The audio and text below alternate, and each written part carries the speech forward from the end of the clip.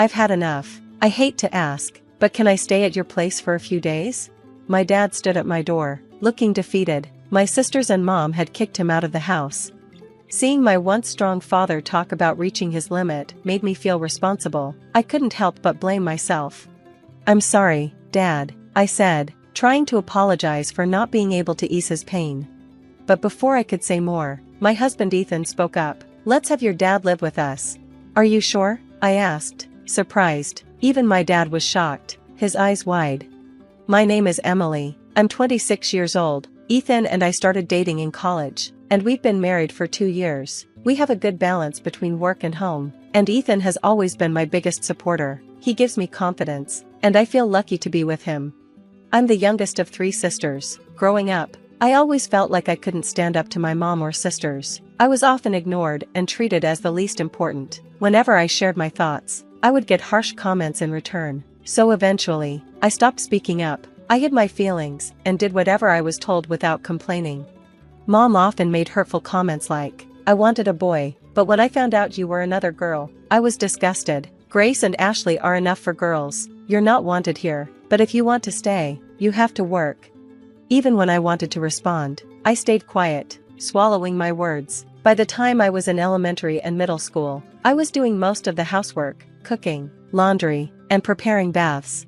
People around me would say things like, wow, that's impressive, or you're so responsible. At first, I liked the praise, but soon, it became a routine, and I stopped feeling proud. My mom never thanked me. Instead, she criticized my cooking or the way I folded laundry. The one person who kept me going was my dad. Unlike mom and my sisters, Dad loved and respected me. He was always there for me. As the only man in the family, my dad wasn't well liked by my mom and sisters. Like me, he had little power in the household, but no matter what, he always stood up for me. I'm sorry, Emily, you have to put up with so much. I wish we could all live in peace, Dad would say, holding me tight. Even though he worked long hours, he always spent his days off with me, helping fulfill my mom and sister's demands. He listened to me and cared about how I felt, but my mom and sisters didn't like that. They'd say things like, there's no one to protect you today, and make me do more chores. They'd throw harsh words at Dad, too, calling him things like low income and disgusting. My sisters would laugh and tell him, don't open your mouth. Even though Dad tried to support me, the constant mistreatment from my mom and sisters made me feel weaker over time. Seeing how much I was struggling, Dad said something to me when I started high school. Emily, study hard and go to college. Leave this house and live your own life. You have so many possibilities. You don't have to stay here forever, Dad urged. Hearing him say that made me feel both excited and nervous. At the time, my oldest sister Grace, 6 years older than me, was attending a private university. Ashley, 4 years older, was in vocational school. Mom would often mock Dad for not making enough money and would tell me, we're poor because he doesn't bring in enough. You should start working once you graduate high school. Because of that, I believed we were financially struggling, so when Dad told me to go to college, I worried he was pushing himself too hard, but Dad reassured me, saying, there's no need to worry about money. I feel responsible for making you suffer so much, and I don't want you to endure this any longer. Dad, I started, but he continued, this is a request from your father. Don't worry about anything. Just go to the university you want, study what you love, and find your passion. I want you to live a happy life to make up for all the hardship you've gone through, Dad said, gripping my shoulder with tears in his eyes. His words were full of determination. From that moment, I focused on the studies I had neglected. Despite still following the strict orders of my mom and sisters, I spent all my remaining time at my desk, studying hard. My efforts paid off when I was accepted into a university. Dad and I hugged each other, full of joy over my achievement. I kept it a secret from my mom and sisters until the last minute. On the day I was moving out, I finally told them that I was going to college and living on my own. By that time, Grace had already moved out, leaving just Mom and Ashley at home. When they found out, they yelled at me in anger, but I endured their harsh words, and at last, I broke free from them. I kept my new mobile phone, a gift from Dad, hidden from them. I didn't tell them where I was going to university or where I was living. I stayed in touch with Dad, but I started a new life without any involvement with my mom or sisters.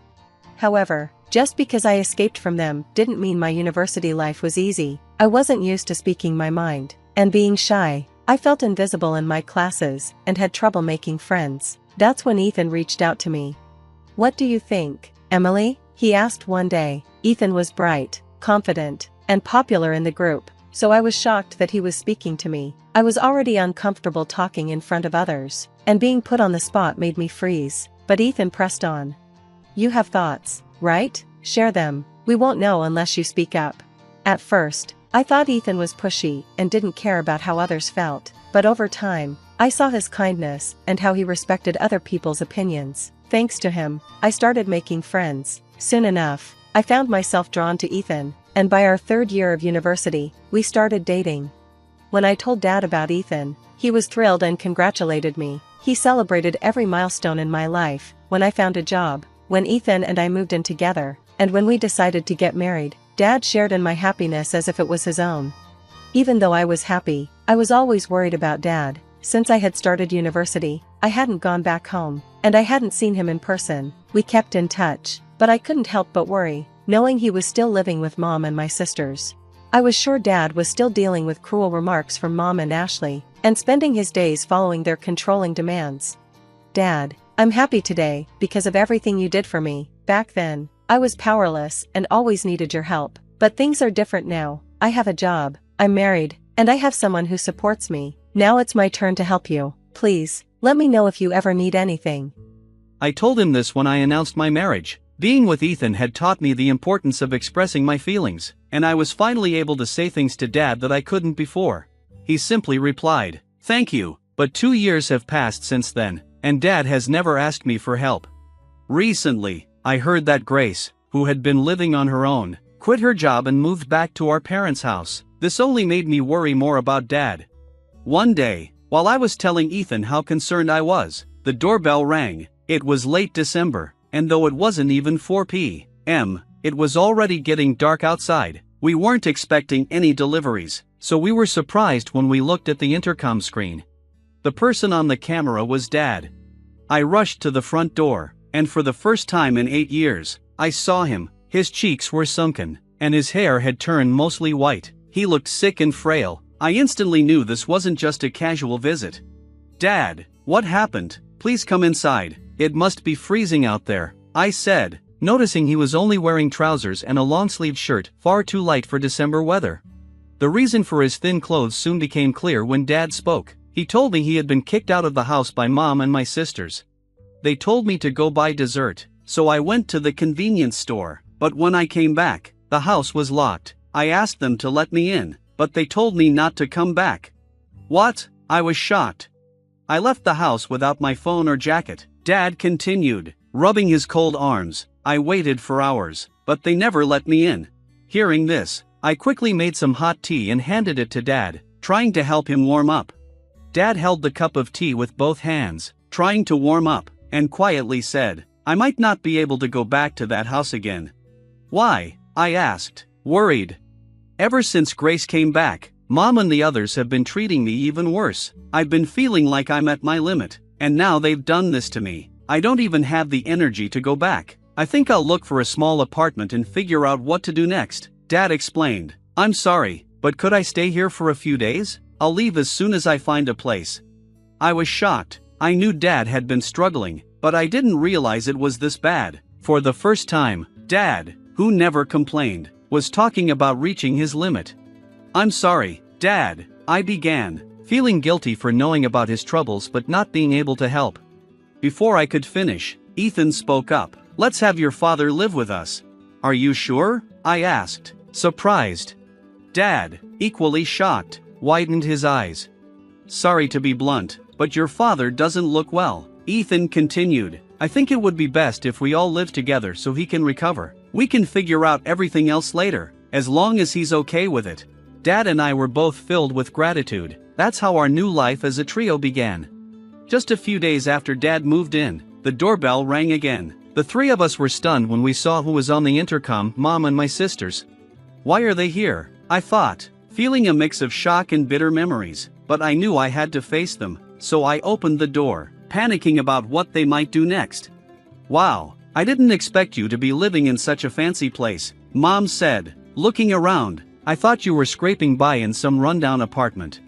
Hearing her voice after so long made me feel nothing but resentment. "Why are you here?" I asked.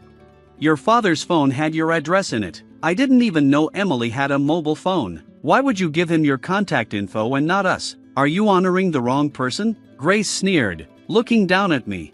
Mom, smiling as if satisfied, spoke again. "Never mind. Is your father here?" "We're having some trouble without him." Even though they said they were in trouble, none of them looked distressed. In fact, all three of them were smirking. "In trouble? You're the ones who kicked him out," I said. "You've gotten quite sassy, haven't you?" Mom snapped back. "So he is here. Move aside." "No," I firmly replied.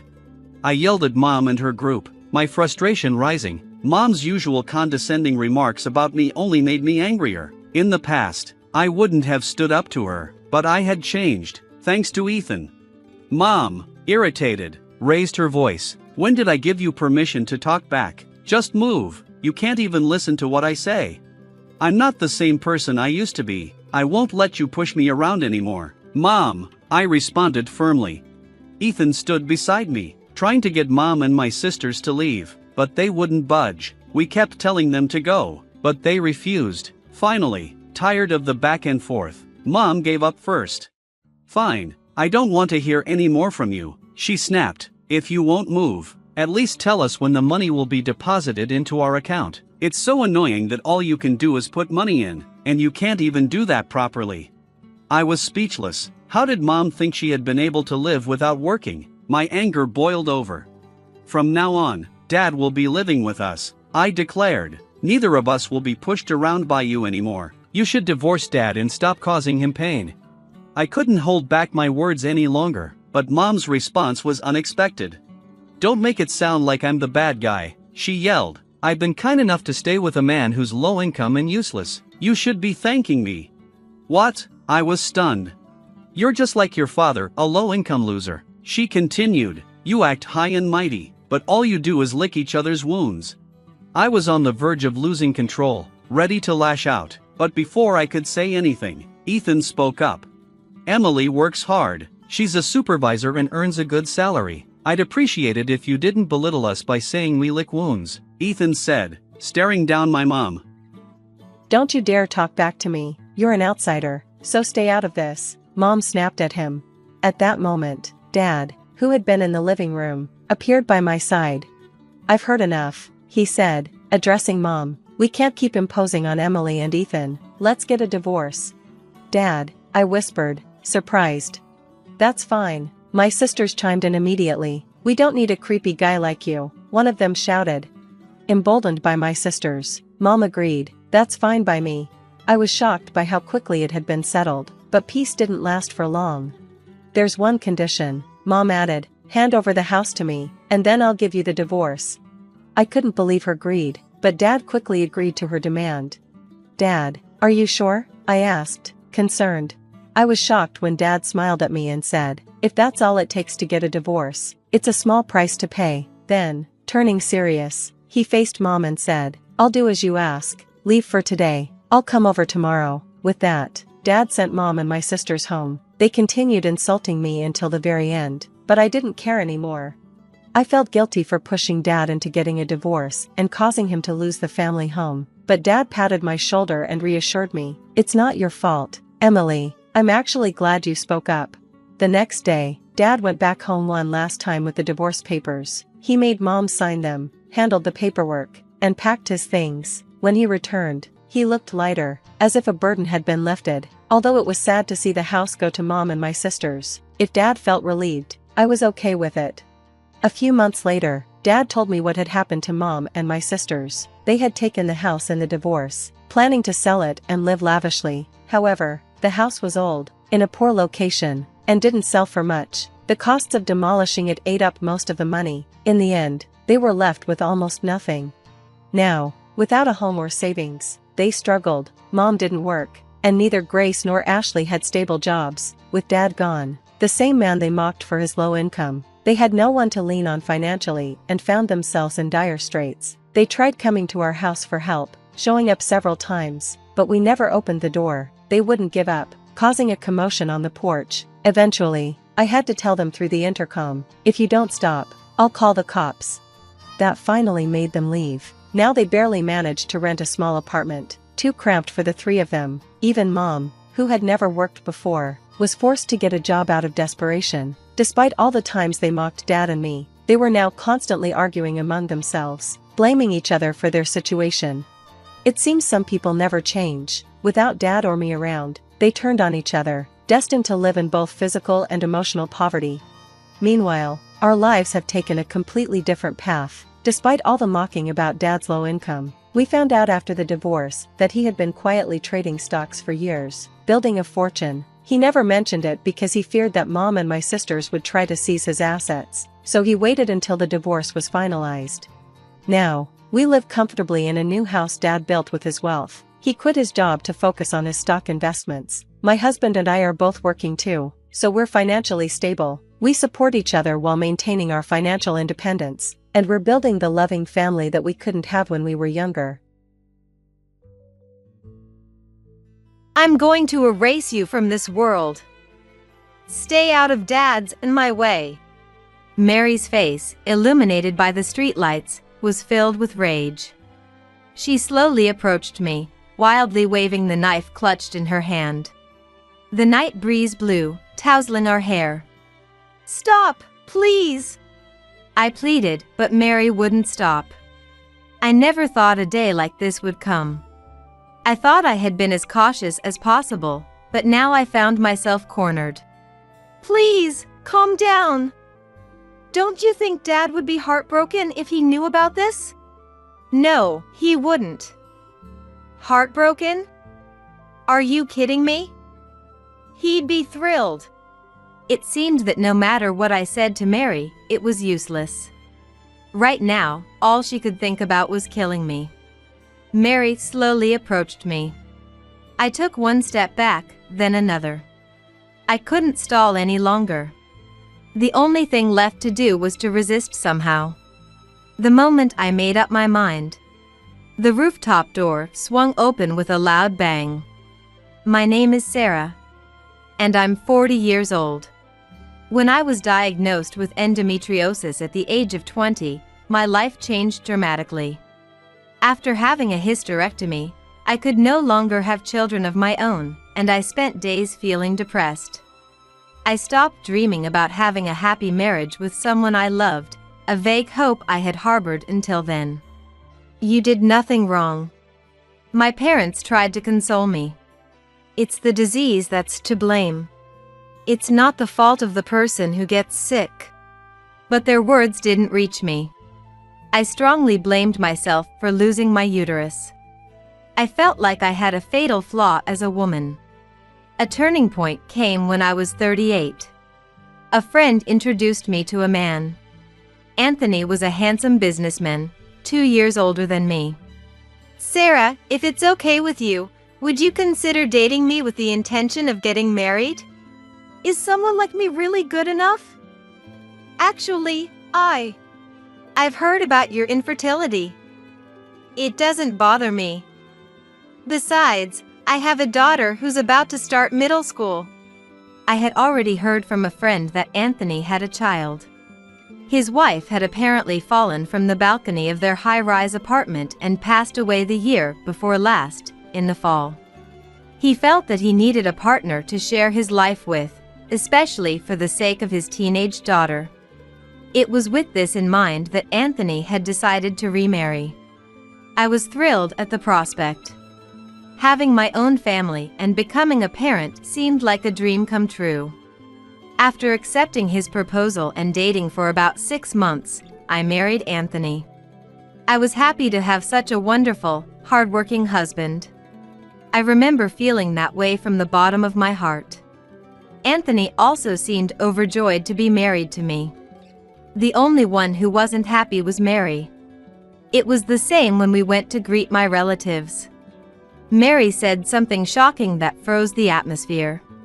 Even without getting married, I was fine with just Dad and me. "Mary! How can you say something so rude again?"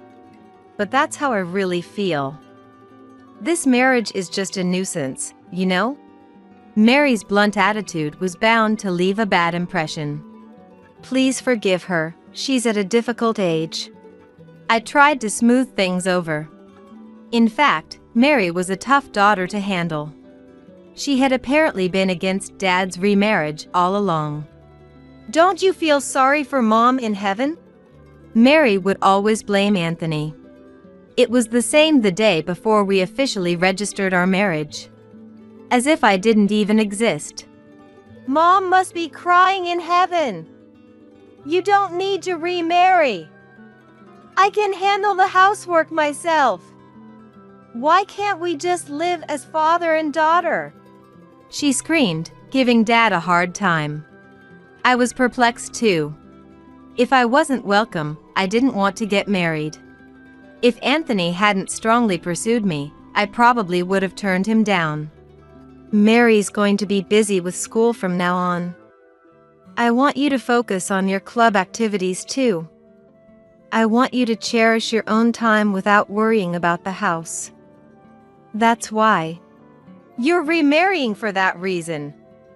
Then why not just hire a housekeeper or something? It's for Dad's sake too.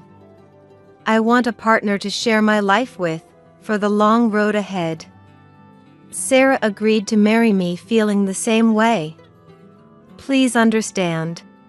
Anthony pleaded, but Mary just puffed out her cheeks in dissatisfaction. She really seemed to dislike my presence. I remember feeling incredibly uncomfortable. Would we really be able to get along as a family in the future? I was filled with anxiety. Living with a teenage girl requires a lot of care and attention. I realized that painfully and felt more than a little regret. Mary was even more difficult to handle than I had imagined. She ignored my greetings. She wouldn't respond when I tried to talk to her.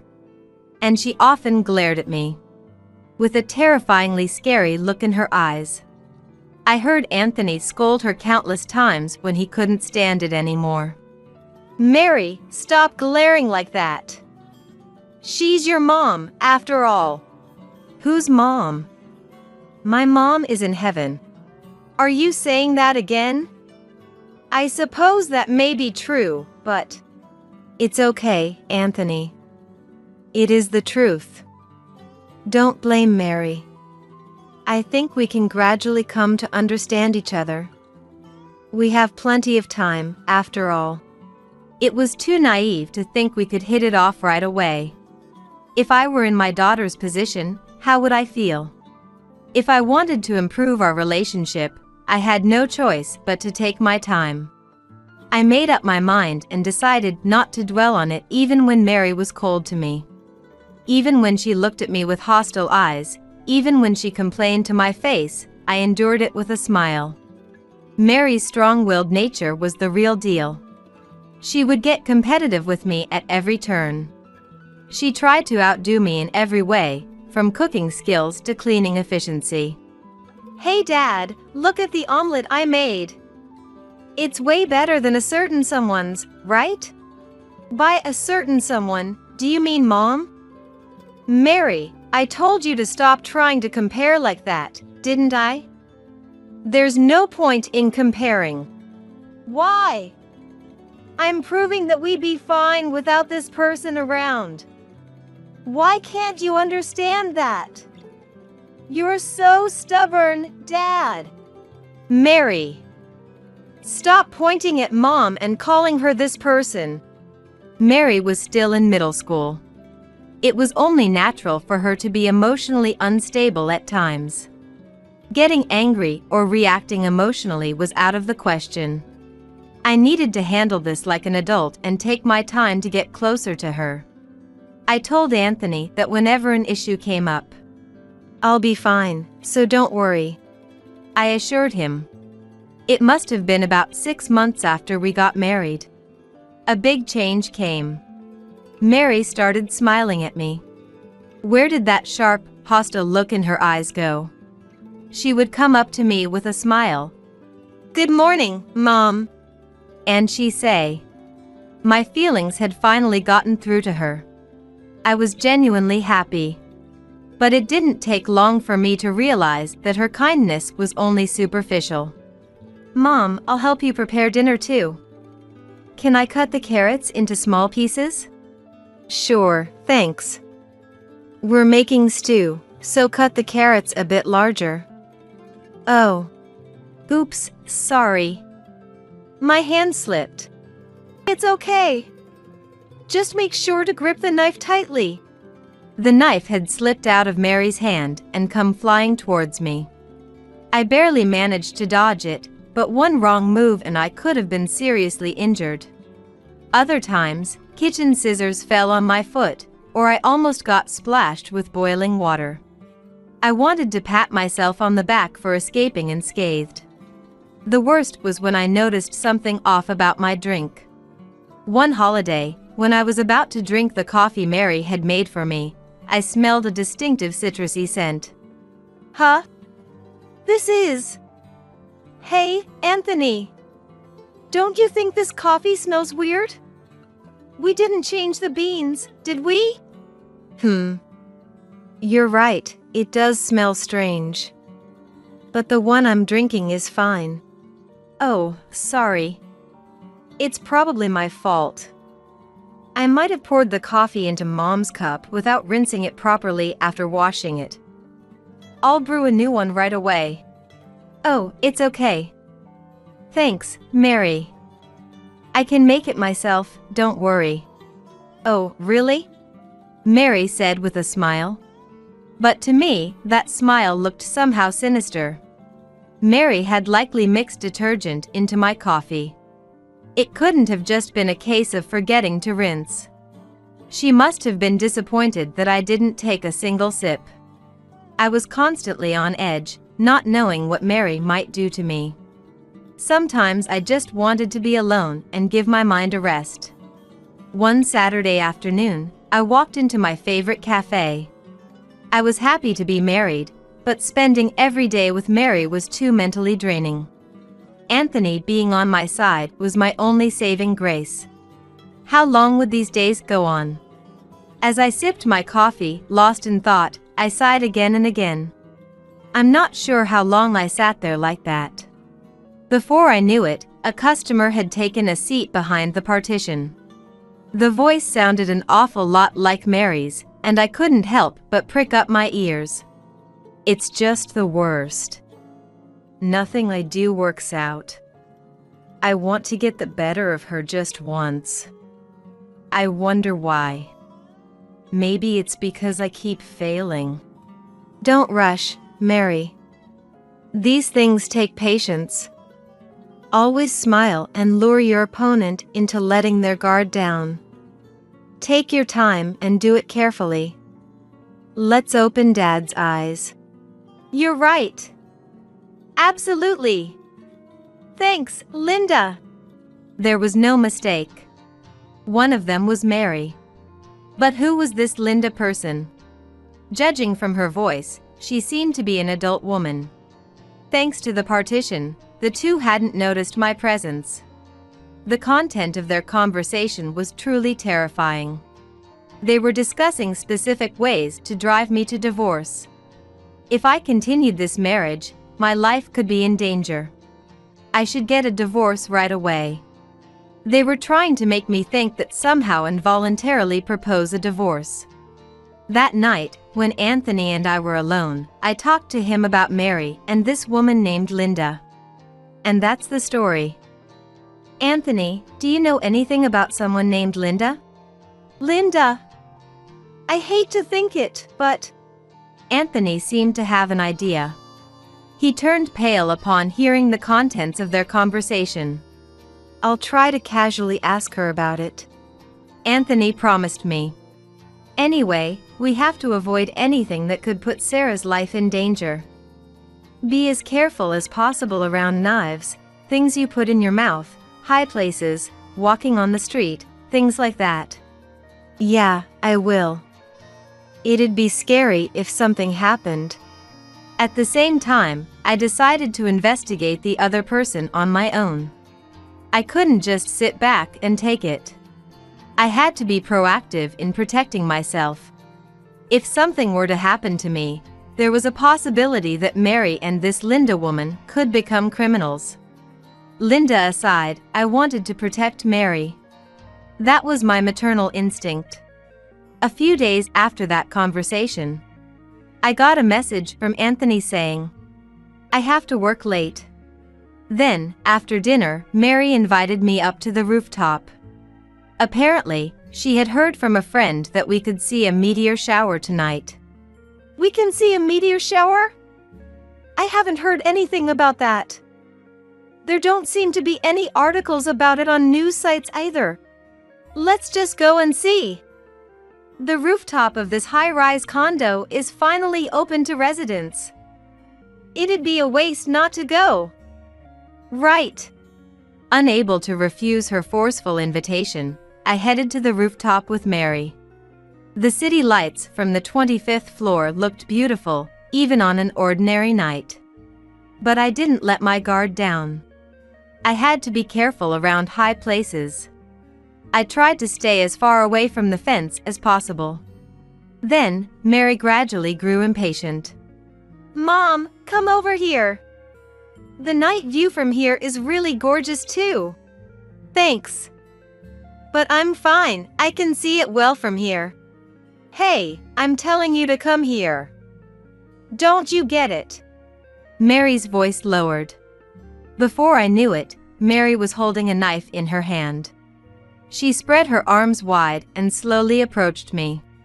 The Mary who had transformed discarded her fake kindness and revealed her true nature. I'm going to erase you from this world. Stay out of Dad's and my way. The night breeze blew, tousling our hair. Mary's face, illuminated by the streetlights, was filled with rage. Stop, please. No matter how much I pleaded, Mary wouldn't stop. Please calm down.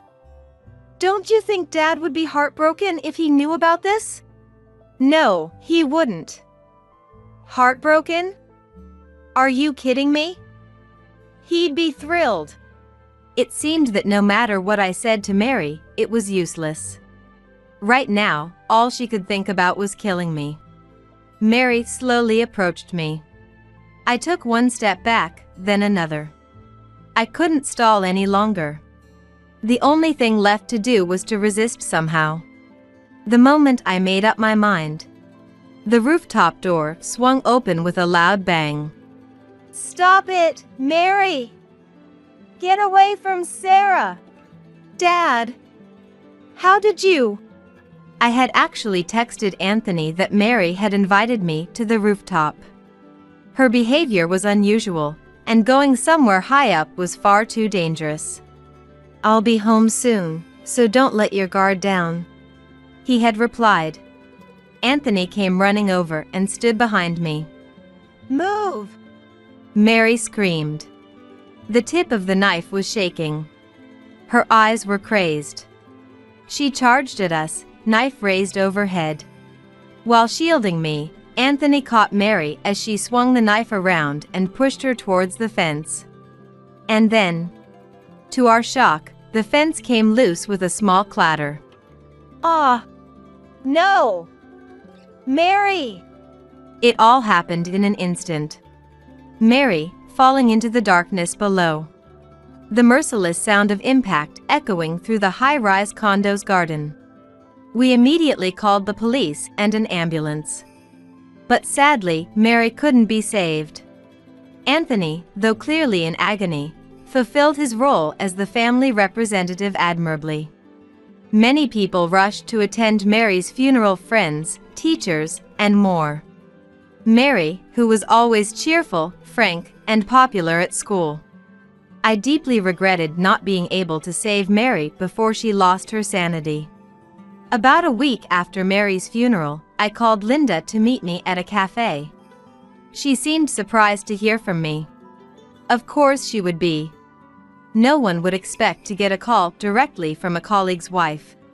That's right, this Linda who had been secretly encouraging Mary was Anthony's coworker. When Linda arrived right on time. Nice to meet you. I greeted her with a simple, Mary seemed to be very close with you while she was alive. Huh? Oh, my condolences. She still had so much ahead of her, it's just… Yes, it's tragic. A fall from 100 meters up. Apparently the wire fence had come unhooked and the bolts on the posts had come loose. That fence Mary had leaned her weight against that day. It had been rigged to come off with just a bit of force. And not just in one spot, it seems the fences all across the rooftop were in that dangerous state. Mary must have been trying to corner me against that fence while threatening me with a knife. And by some cruel twist of fate, she ended up being the one to lean on the broken fence. It was truly a nightmarish event. You're the one who tampered with the fences on that rooftop, aren't you, Linda? What? How could I have? I'm an outsider. I can't get into the building. Couldn't Mary have let you in? It'd be easy to get in then, right? You were conspiring with Mary to kill me. Isn't that right? Come clean and tell me everything. I don't know what you're talking about. Don't go accusing me. Who do you think you are? Isn't this a bit rude to say to someone you just met? You're out of line. Linda was defiant. She denied ever even meeting with Mary. She claimed that she had only heard about her a few times from Anthony, and had never directly interacted with Mary herself. How dishonest. It had to be a lie. I clearly remembered Linda's voice as she spoke with Mary. Stop spouting nonsense. You met with Mary many times. You advised her, encouraged her, didn't you? Telling her to try threatening me with a knife, to try putting detergent in my coffee. You were trying to psychologically corner me into filing for divorce, weren't you? Can you please stop? I don't know anything. If you don't cut it out, I'll call the police. Go ahead, call them. And while you're at it, confess that you're deeply involved in Mary's death. Do you really think I'm saying this without knowing anything? I called you here after thoroughly investigating you. Investigated me? Linda had feelings for Anthony. This was revealed by the detective I hired. Information from several of Linda's colleagues confirmed it. After Anthony's first wife passed away, Linda aimed to become his new wife. Unfortunately for Linda, I became the second wife instead. Frustrated, Linda secretly approached Mary, trying to win her over first.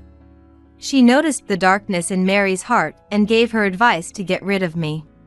But in the end, Mary's plans backfired and she took her own life. Isn't that right? No, it's not. I had nothing to do with it. Stop accusing me. Nothing to do with it? Stop lying. It's all written in Mary's diary. Linda, it details the advice you gave her. A diary? What are you talking about? Mary kept a diary. I think it's only natural for Linda to be surprised. Even Anthony and I didn't know she had one. It detailed her meetings and conversations with Linda. Anthony and I found the diary while sorting through her belongings and were shocked. Linda's instructions were specific and horrifying.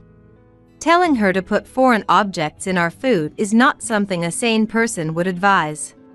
Moreover, the cafe's security cameras should have recorded you meeting with Mary. Matching the diary's dates will increase the credibility.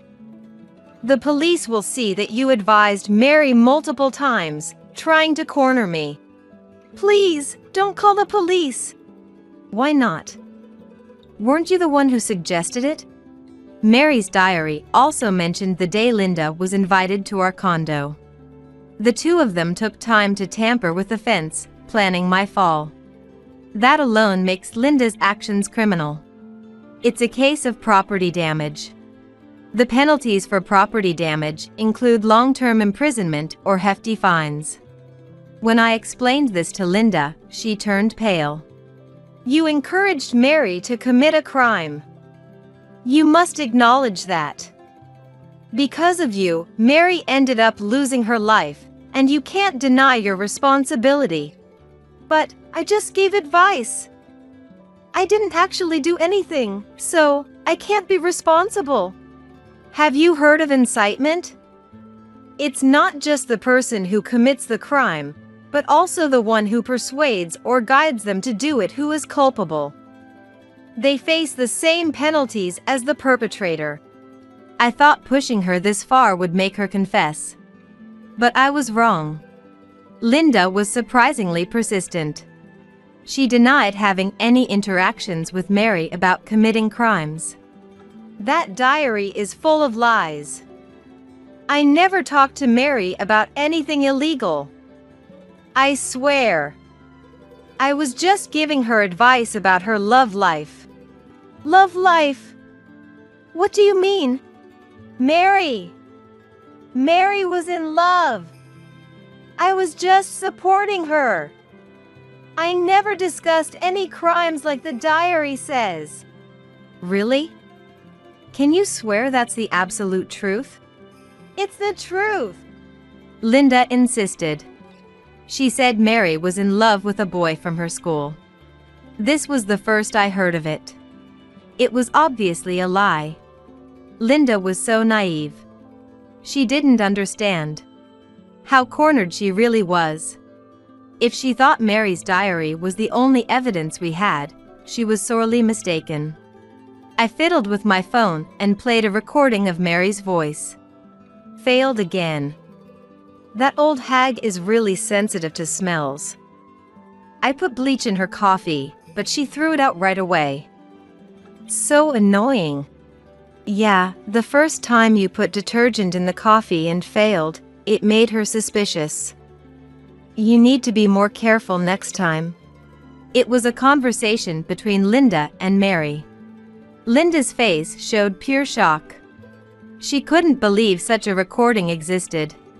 She had no idea we had investigated her so thoroughly. I hired a private investigator to look into every detail about you. Linda, what did you just say? That you never discussed any crimes with Mary, right? Well, that might have been a lapse in memory. A lapse in memory? How do you confuse talking about putting bleach and detergent in coffee? Please, explain. Well, we talked about removing coffee stains. I guess the memories got mixed up. Linda's pathetic excuses infuriated me. Her deceit was infuriating. Linda had pushed Mary over the edge. Her guilt was enormous. Even if the world forgave her, Anthony and I never would. At that moment, a shadow appeared silently. Someone stood right behind Linda. A deep, ominous voice made Linda flinch. You lying woman! You are definitely partly to blame for Mary's death. Do you understand that? I will hate you forever, Linda. I will never forgive you. Never. Anthony! How long have you been there? No, it's not what you think, Linda turned around, her face turning pale. She saw Anthony's exhausted face.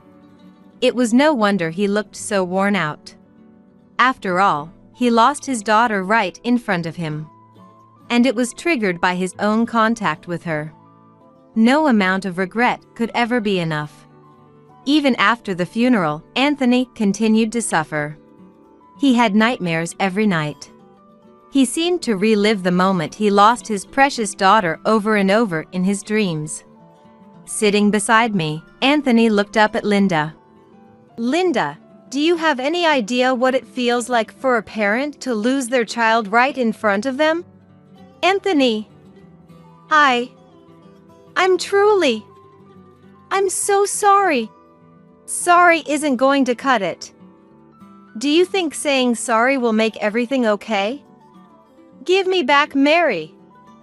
We had our problems, but she was still my daughter. Anthony already knew Linda had tampered with the fence. If it weren't for that, Mary might still be alive today. And if she were alive, maybe we could have eventually reconciled. But that possibility was taken away from our family. Thinking about Anthony's pain, I couldn't stop my own tears. Linda, I deeply regret ever introducing you to Mary. If that hadn't happened, she wouldn't have kept in touch with you. I'm sorry. I'm sick of hearing apologies. Can't you say something more meaningful?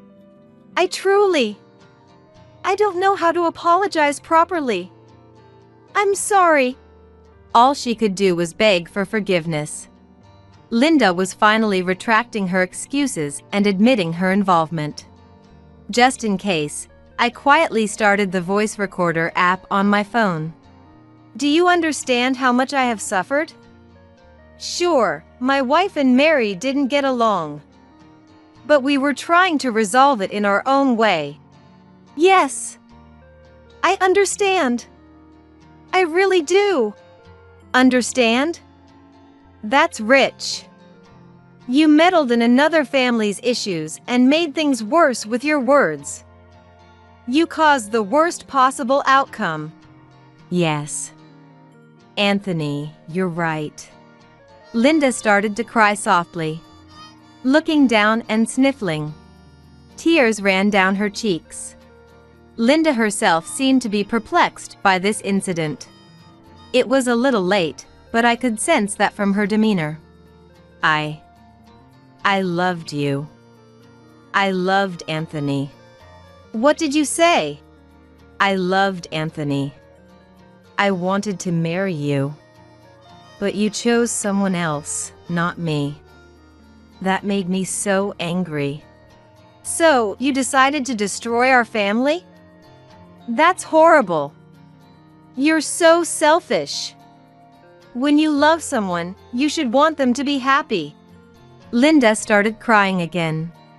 It was understandable after being harshly criticized by the person she loved. I felt my role here was done. There was no new testimony to gain. I urged Linda to go to the police. I will, she said, nodding while crying. After that, Linda turned herself in at the police station. She was later fined for criminal property damage and other charges. We also filed a claim for damages against Linda. Losing Mary caused us immense emotional pain. Linda needed to make amends for her role in that. When questioned by the police, Linda admitted to her connection with Mary and their shared goal of getting rid of me. Mary's diary and the investigators' findings backed up Linda's words. If Linda and Mary had been bolder and more ruthless, who knows what might have happened to me? They could have hired someone to attack me or used other methods. No matter how cautious I was, I couldn't avoid all dangers. I felt incredibly lucky to be alive. A few days later, Linda resigned from her job for personal reasons. Apparently, she couldn't stand the cold stares from her colleagues. Linda, now in debt from the damages, spent her days repaying it. She currently works part-time at a grocery store in a small town in South Carolina. Mary's obsessive attachment to Dad and her hostility towards me became clearer. Anthony found a theory that seemed to explain it. Mary likely had an Electra complex. Anthony sighed. An Electra complex? What is that? Is it a disease? It's not a disease. It's when a young girl feels exclusive love for her dad and develops strong rivalry with her mom. Mary might have had an extreme case of it. That makes a lot of sense. An Electra complex. It describes a psychological state, not a mental illness. Anthony emphasized that point. Even I have a normal amount of affection for Dad. In Mary's case, she must have unknowingly let those feelings escalate. It's something that could happen to anyone. That child did nothing wrong. I prayed once again for Mary's soul. Surprisingly, it was my relatives who actively supported Anthony's heart after losing Mary. Anthony's actions in trying to protect me, his wife, were completely justified. They affirmed the wounded Anthony wholeheartedly, saying those words. They even encouraged him about pushing Mary, saying it was self-defense. I believe it's precisely because of such support from those around him that Anthony was able to recover to how he is now. Anthony and I now spend peaceful days together, just the two of us. The wounds in our hearts may never heal completely. But it's because we're like this that it's important to be conscious of supporting each other. There will likely be many painful things in the future too, but as a married couple, we want to join our strength and overcome them. We want to protect each other's hearts so that we can smile as much as possible. That's what I believe. You cheated on me, didn't you? My husband Tom was holding our newborn baby and shouted right in front of me. I had just finished the huge task of giving birth and returned to my hospital room, and that's what my husband said to me. What are you talking about? I had absolutely no idea what he meant. I've been faithful to Tom since before we got married, and I have no reason to do something like that after getting married. I couldn't understand why he would say such a thing, and I was furious that he would say that to his wife right after giving birth. This baby's eyes are blue. You cheated on me with a foreigner, didn't you? That's impossible! I yelled back without thinking. I retorted while enduring the pain in my body. Tom quickly put the baby in the bassinet, as if he had touched something dirty. I was angry that he reacted that way to our own child. I picked the baby back up. The baby suddenly opened its eyes. They were clear blue eyes, like glass. How? Both Tom and I have brown eyes. I've never seen eyes this blue before. I really didn't cheat on you. I have no idea why this happened. Don't lie. There's no other explanation except that you cheated. I'm telling you, it's not possible. I really don't know why. I gave birth to this child myself, so there's no doubt it's my baby. I've never heard of any foreigners in my or Tom's family. If that's the case, I truly don't understand why this child has blue eyes. Please, let's do a DNA test. A DNA test should prove this child's relationship to Tom. When I desperately pleaded, Tom stared at me intently. If this child isn't yours, I'll divorce you. I'll even pay alimony. But I really have no idea how this happened. This is your child. Please, just let me prove it. Tom's voice echoed in the silent hospital room. His answer was, "My name is Sophie. I'm turning 29 this year. I work an office job at a company in Boston. I was born in the South, but I've lived in Boston ever since I got into college. I'm married to Tom, who is 1 year older than me, and we live together. Tom works at a sports equipment company. Having grown up in a snowy area, I joined the ski club as soon as I started college. Tom was an upperclassman in the club at the time. He wasn't as used to snow as I was. But he loves sports and got hooked on skiing during a high school trip, so he went to ski resorts whenever he had the chance after that. He's quite skilled. Tom and I hit it off right away, since we both wanted to improve our skiing techniques. We always participated in the club's ski trips together, so naturally we started spending more time together and got closer. Then 6 months later, Tom said he wanted to date me seriously. That's how we became a couple, and our relationship progressed smoothly after that. After graduating, we both started working in Boston. I had become a working adult 1 year earlier. I moved into Tom's apartment and we started living together. Of course, the reason we chose to live together was that we wanted to be with each other. But that wasn't the only reason. Before graduating, we had discussed that we wanted to get married eventually, so establishing a financial foundation came first. If I lived in Tom's place, we could put all the rent money into savings instead. That way we could save up for our wedding faster. With that in mind, we cut back on ski trips until we had enough saved up. Eventually, Tom and I both gained more work experience and felt like we could continue our jobs long term. We reached our savings goal. Thrilled that we could finally get married, we decided to meet each other's parents first. My parents live far away, so both of us would need to take time off to visit them. Inevitably, we ended up going to Tom's parents' place first. Actually, Tom had only recently told his parents about dating me. Apparently they're old-fashioned and believe unmarried couples should keep their relationship pure. It's a very traditional area, so my parents don't approve of premarital relationships until the future is decided. My hometown is rural too, so I get it. Times have changed, but it can't be helped. That's why they think you and I are still living separately. If they ask, just go along with that. We had this conversation and firmly swore to absolutely never reveal that we were already living together before heading to Tom's parents' house. Tom's family runs a small woodworking business, with a factory located next to their home. The factory was originally started by Tom's grandfather, and his father-in-law Dylan is now the second-generation owner. They employ a handful of skilled craftsmen who create custom furniture and interior decor pieces using locally sourced wood. Although it's a small operation, they have long-standing business relationships with companies dating back to Tom's grandfather's days, so while it's not an easy business, they seem to be doing relatively well compared to others in the same trade. When I was a kid, Dad always told me, "Tom, you're going to take over as the boss one day, so start learning the ropes now." I was constantly made to help out at the factory. So when I decided to go to college, Dad wasn't happy about it. Has Dylan decided who will take over the factory after him? No, the craftsmen we have now are skilled but have zero interest in the business side of things.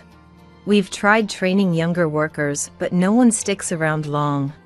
I think Dad still hopes I'll come back and take over. Do you have any intentions of coming back here in the future, Tom? No way. I enjoy my current job that allows me to be involved with skiing. If I ever change careers, it would have to be something ski-related or I definitely wouldn't last. I was relieved to hear there was no chance of Tom taking over his family's factory. Inheriting the business would inevitably mean I'd be expected to support him and put down roots in that area too. I couldn't imagine living in an unfamiliar place, having to tiptoe around my seemingly old-fashioned parents-in-law. During that first visit to Tom's family home, I came face to face with Tom's parents, who would soon officially become my parents-in-law. We were shown to the living room where I deeply bowed my head to them. I'm sure I have many shortcomings, but I will do my best to support Tom. I hope for your kind guidance for many years to come. Yes, of course. I had pondered my words for days and even practiced, but my mother-in-law Caddy simply brushed them off. It was a bit anticlimactic. Still, at least Caddy had replied. Dylan stayed sullenly silent without a word, making me worried I had somehow angered him. But then Tom immediately started a normal conversation, so I figured these two must always be this distant. By the way, Sophie, what do you do for work?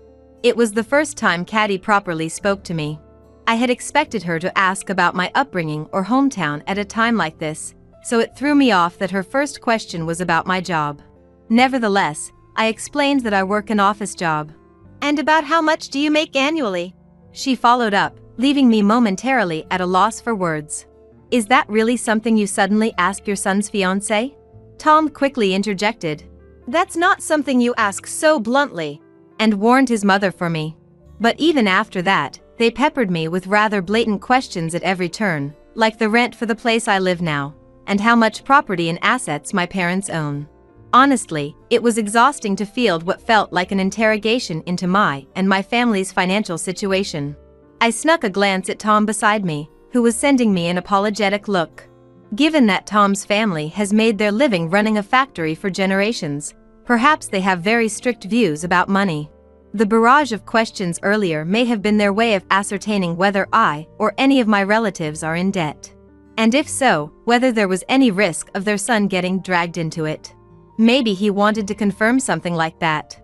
If they're just concerned about their son being suddenly saddled with a huge debt after marriage, I guess I can understand their perspective to some extent. At the time, I tried not to dwell on it too much. As soon as Caddy finished her spiel, Dylan opened his mouth as if he'd been waiting for his cue. Well then, why don't you go ahead and take a tour of the factory right away? His words caught me off guard. Just when I thought Dylan had finally deigned to speak to me, he's suggesting a factory tour out of the blue. Of course, it's his future son-in-law's family business, and I should probably have some idea of what it entails. But I can still hear the sound of machinery operating in the factory even now. Surely they don't expect me to go introduce myself to the employees on the spot like this, do they? The thought made me a bit nervous. You don't have to remember everything all at once. As Dylan started to stand up while saying this, Tim stopped him. Both of you, cut it out already. We came today with the intention of just making introductions. There's no need to show her the factory, is there? Besides, what do you mean she doesn't have to remember it all at once?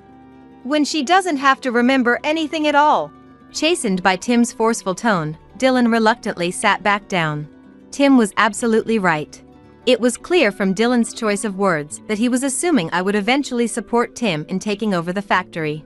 Apparently, Dylan still harbors hopes of having Tim inherit the business. At this point, I was starting to feel a very distinct sense of wariness towards these in-laws. Showing such blatant interest in my financial situation upon first meeting, and scheming from the start to tie me to the family factory that goes beyond just being tactless, in my opinion. This is a bit of an unbelievable situation. I understand that marrying Tim means inevitably being connected to these people. But I was realizing with stark clarity that having a close relationship with them in my daily life would be impossible. Sensing the increasingly tense atmosphere, Tim stepped in. Any further discussion can wait until we meet again. With that, he wrapped things up and we were done. As we were about to leave, Caddy was trying to tell Tim something in a low voice while walking with us. Tim was clearly exasperated as he dealt with her. And so, I was finally able to get away from Tim's family home. I found out later that Caddy's parting complaint to him were, "Just because you're married doesn't mean you should become distant from your family. Make sure you think carefully and visit home." It seemed like a pretty blatant guilt trip, but from Caddy's perspective, maybe she feels a sense of loneliness, as if I've stolen Tim away from her. But Tim seems exhausted by both Dylan pressuring him to take over the factory and Caddy constantly demanding excessive family time. He clearly has no desire to see them frequently. Of course, it's not like their relationship is hostile. Quirks aside, I'm sure Tim's parents act this way because they care about him. And Tim himself doesn't seem to want to stir up discord with them either. I wanted to respect Tim's feelings too. However, after talking to them for the first time today, I knew with absolute certainty that I couldn't handle a life with frequent meddling from those in-laws. I told Tim my honest feelings. I even conveyed that if there was any possibility of living with those two, it might make marriage itself difficult.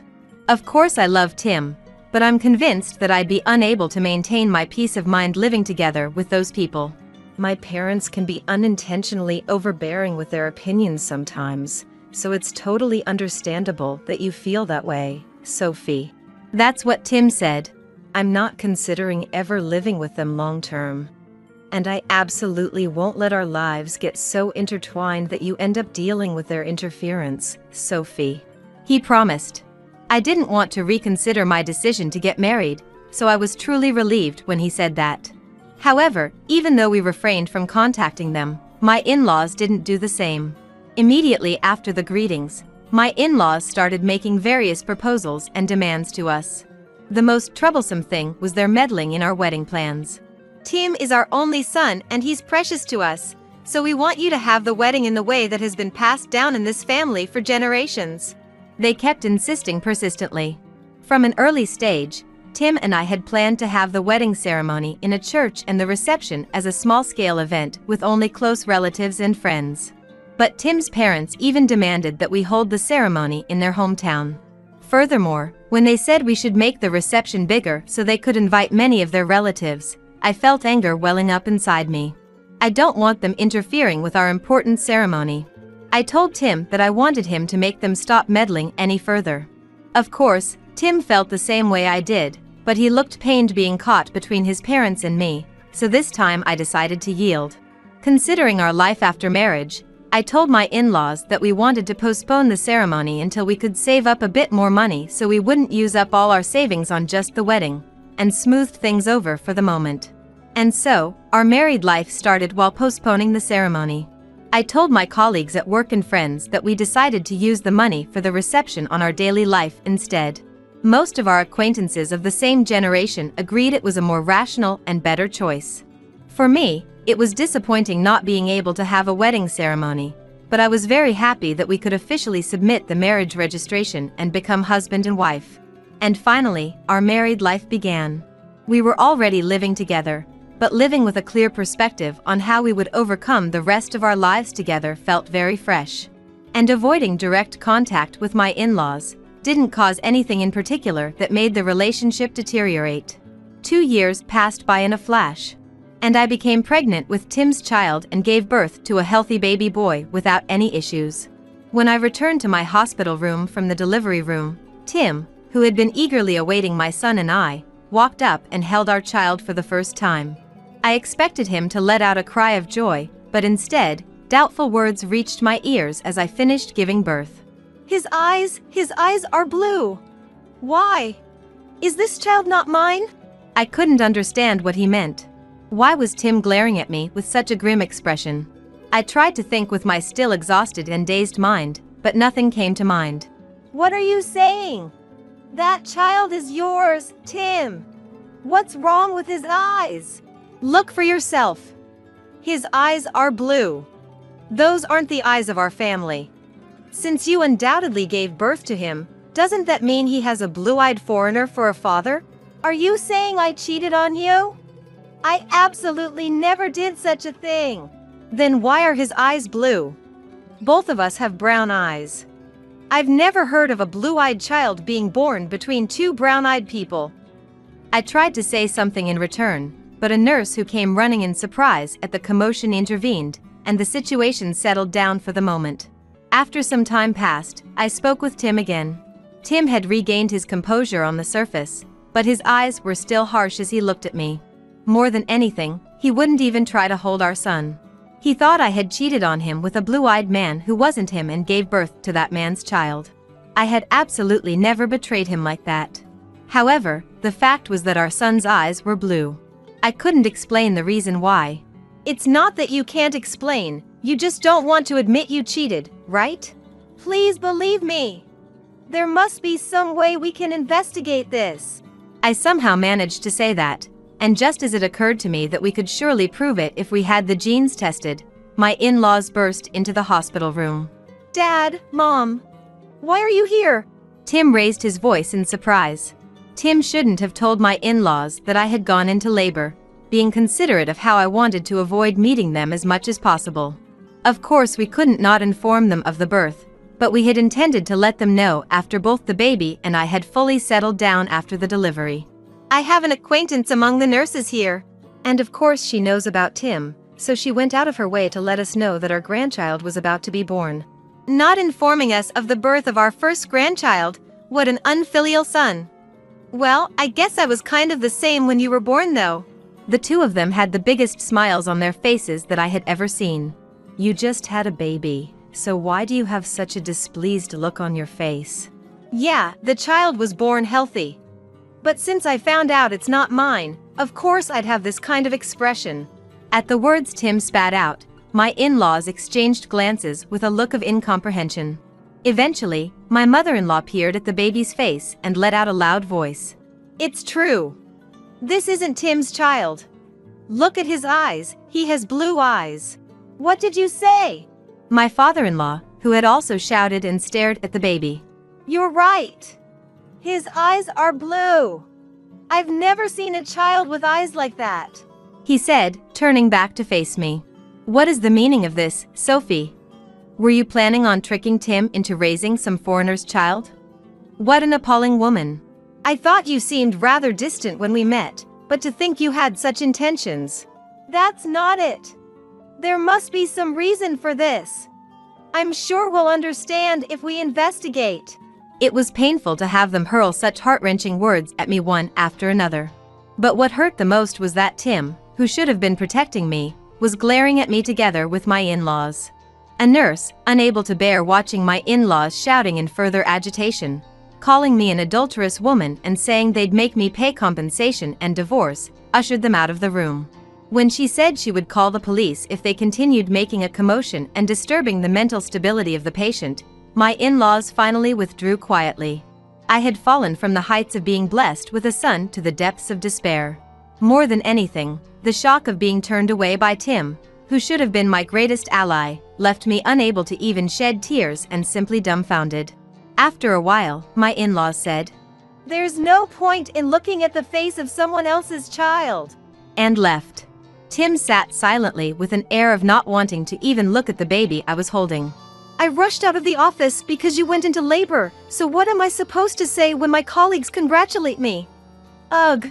I learned for the first time that Tim was capable of such cruelty. As I sat there unable to say anything more, Tim stood up.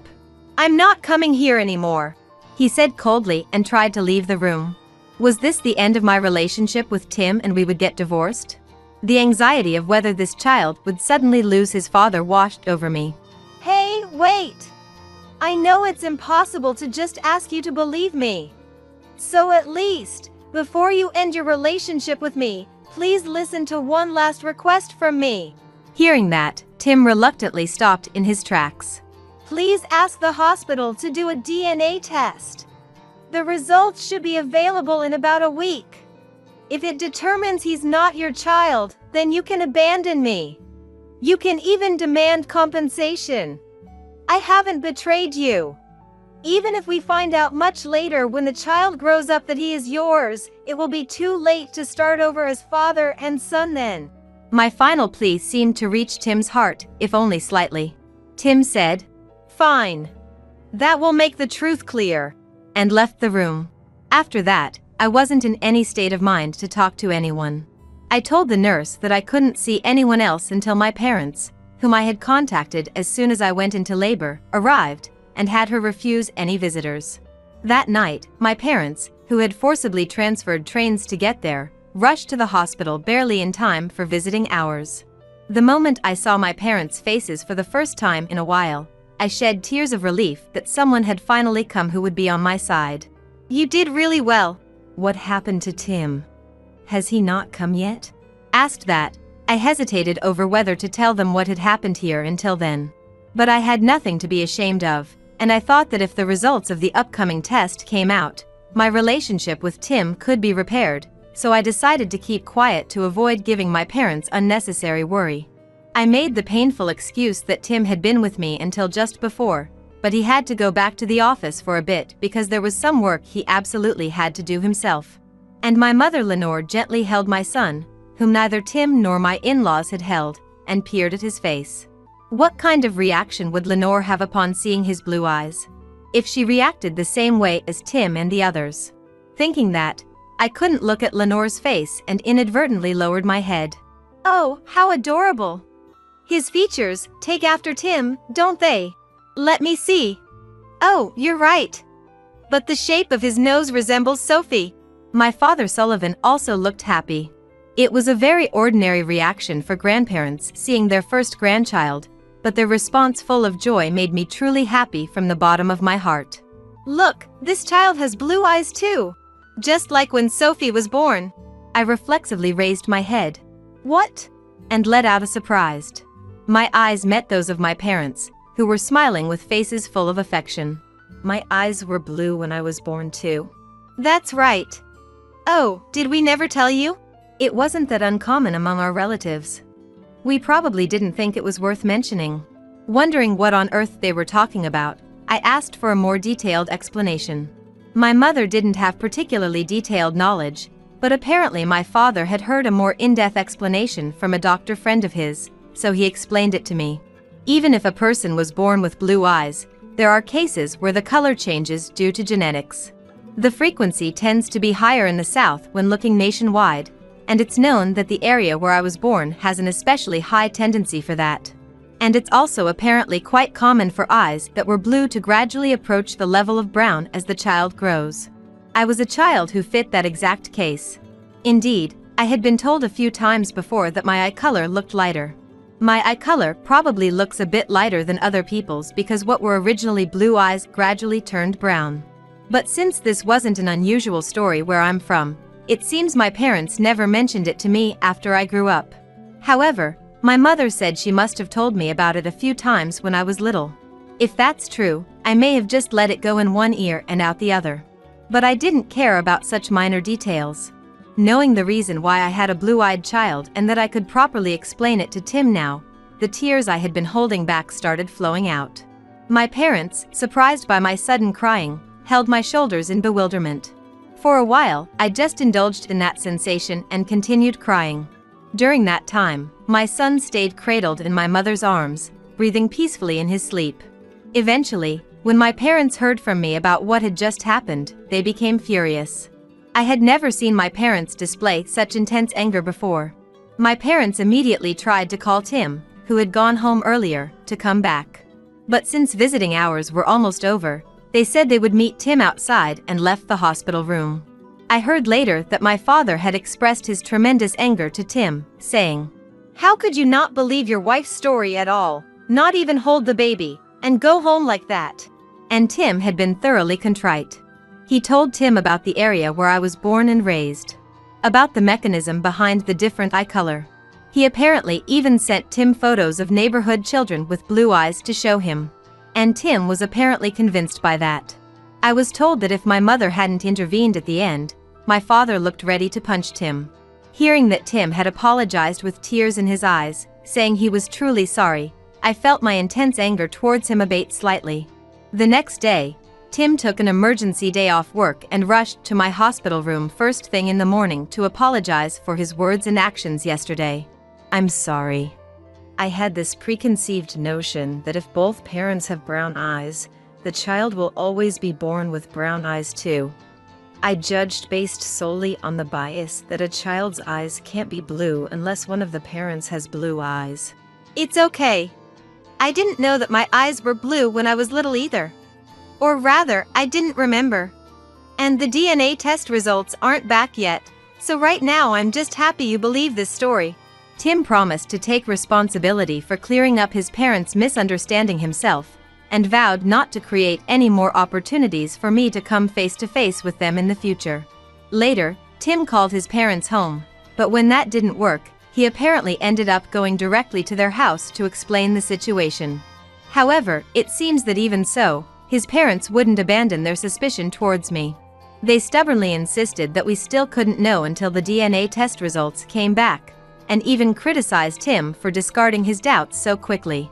But this time, Tim had also looked into and come to understand that there was a possibility of blue-eyed children being born even from brown-eyed parents, and had come to believe in my innocence.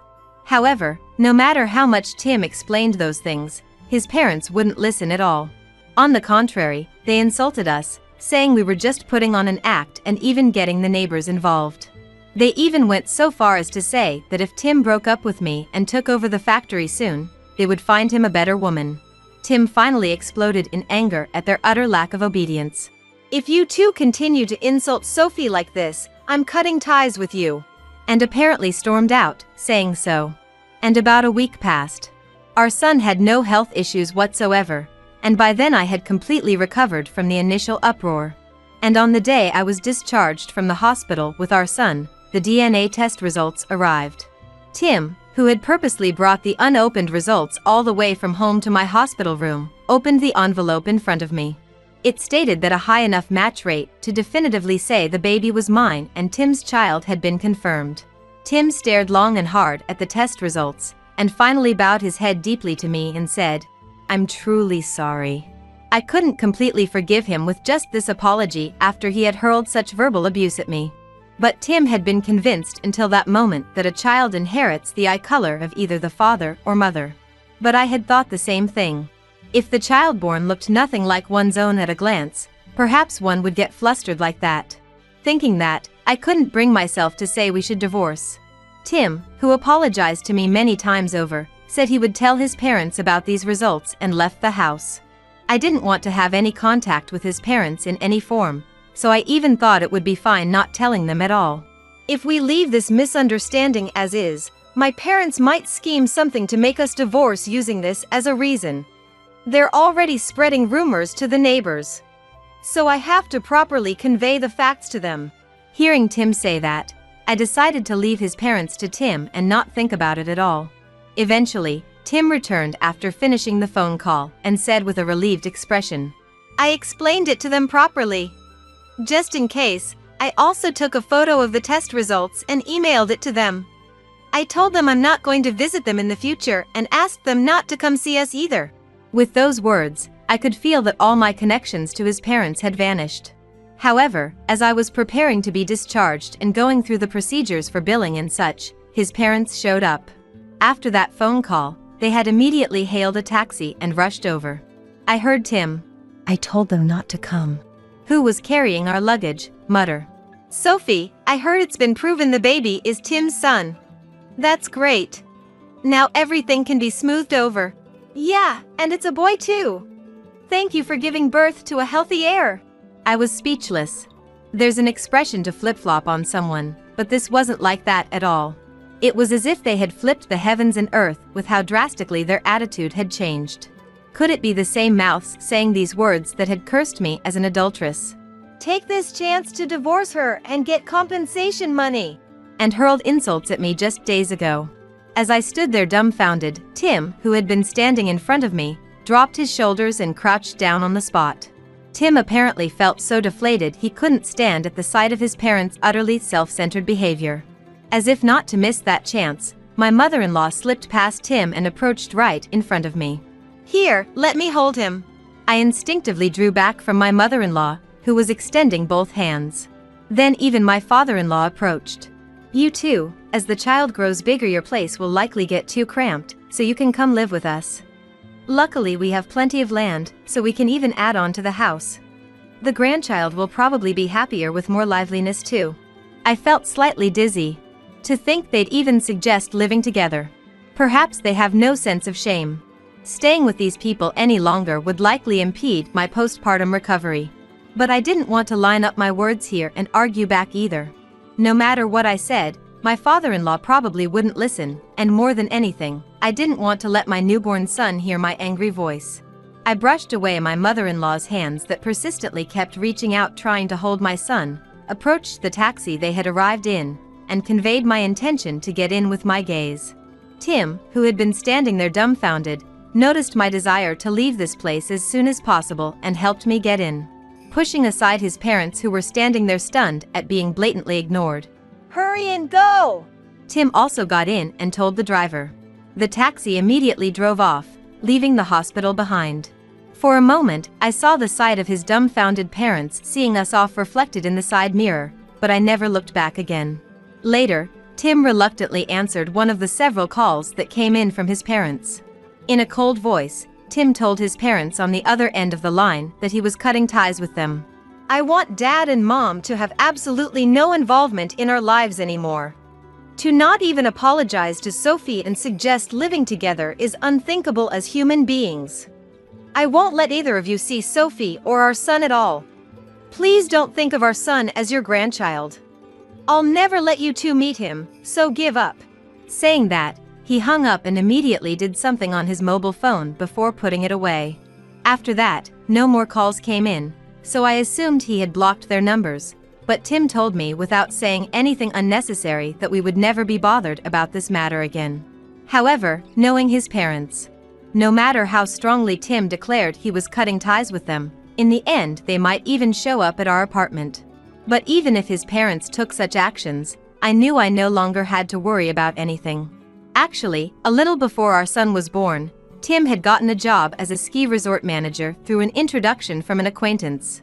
Tim had been so eager to work in a job related to skiing that he had specifically chosen to work at a sports equipment company. So when he received word of this position, I definitely want to do it. He was overjoyed and had replied. That place was in my hometown, where my parents also live. For me too, this job offer had the best possible conditions. If possible, I had wanted to give birth at a hospital there, but by the time this job change was decided, my due date was fast approaching. Transferring to a different hospital suddenly during this time was high risk, and more than anything, there were few hospitals that handled deliveries there and they were all full with local pregnant women. So in that case, we had decided I would give birth at the hospital here where I had been receiving regular checkups from the beginning. That was the situation, so we had decided to wait until our son was old enough for long-distance travel and move the whole family together. We finished relocating our base of living while keeping this move and job change hidden from Tim's parents until the very end. By the time a month had passed since our son was born, everything was over. Fortunately, our son grew up healthy in both mind and body, and no issues arose at all during the long-distance move. In the end, during the time it took for us to finish moving like that, his parents never showed up at our apartment. Several years have passed since then, but an opportunity to have contact with his parents has yet to come. Our son, who is now running around energetically, continues to grow up without even knowing of his grandparents' existence. At one point, I had a chance to talk with an acquaintance living near his parents' house, and they told me about the recent state of affairs around that factory. After we suddenly cut off contact, not only were they unable to see their grandson, but even their only son Tim avoided them, and apparently this caused both his parents to completely lose their energy. Perhaps because Dylan's vigor had declined, he was unable to turn around the factory's performance that had been on a downward trend, and he apparently decided on his own to shut it down. The factory that Dylan had been so eager to have Tim take over and even pass on to his grandchild no longer exists. The acquaintance had seen my mother-in-law Caddy out shopping a few times, but said she seemed lifeless. Eventually Caddy injured her leg and it impeded her mobility, and she apparently became unable to even do housework satisfactorily. Dylan, who had no life skills and had never even done his own laundry, was apparently seen by people many times wearing terribly dirty clothes. And now, it seems both that house and factory are deserted and have become completely vacant. This is just my guess, but I think the two of them, having lost their ability to live on their own, were probably taken into a facility for elderly support or something similar by the government. Of course, I have no intention of going out of my way to confirm their whereabouts. And we, the husband and wife who became ski resort managers, are working hard at our jobs every day in the dreamlike environment of working at the ski resort we love.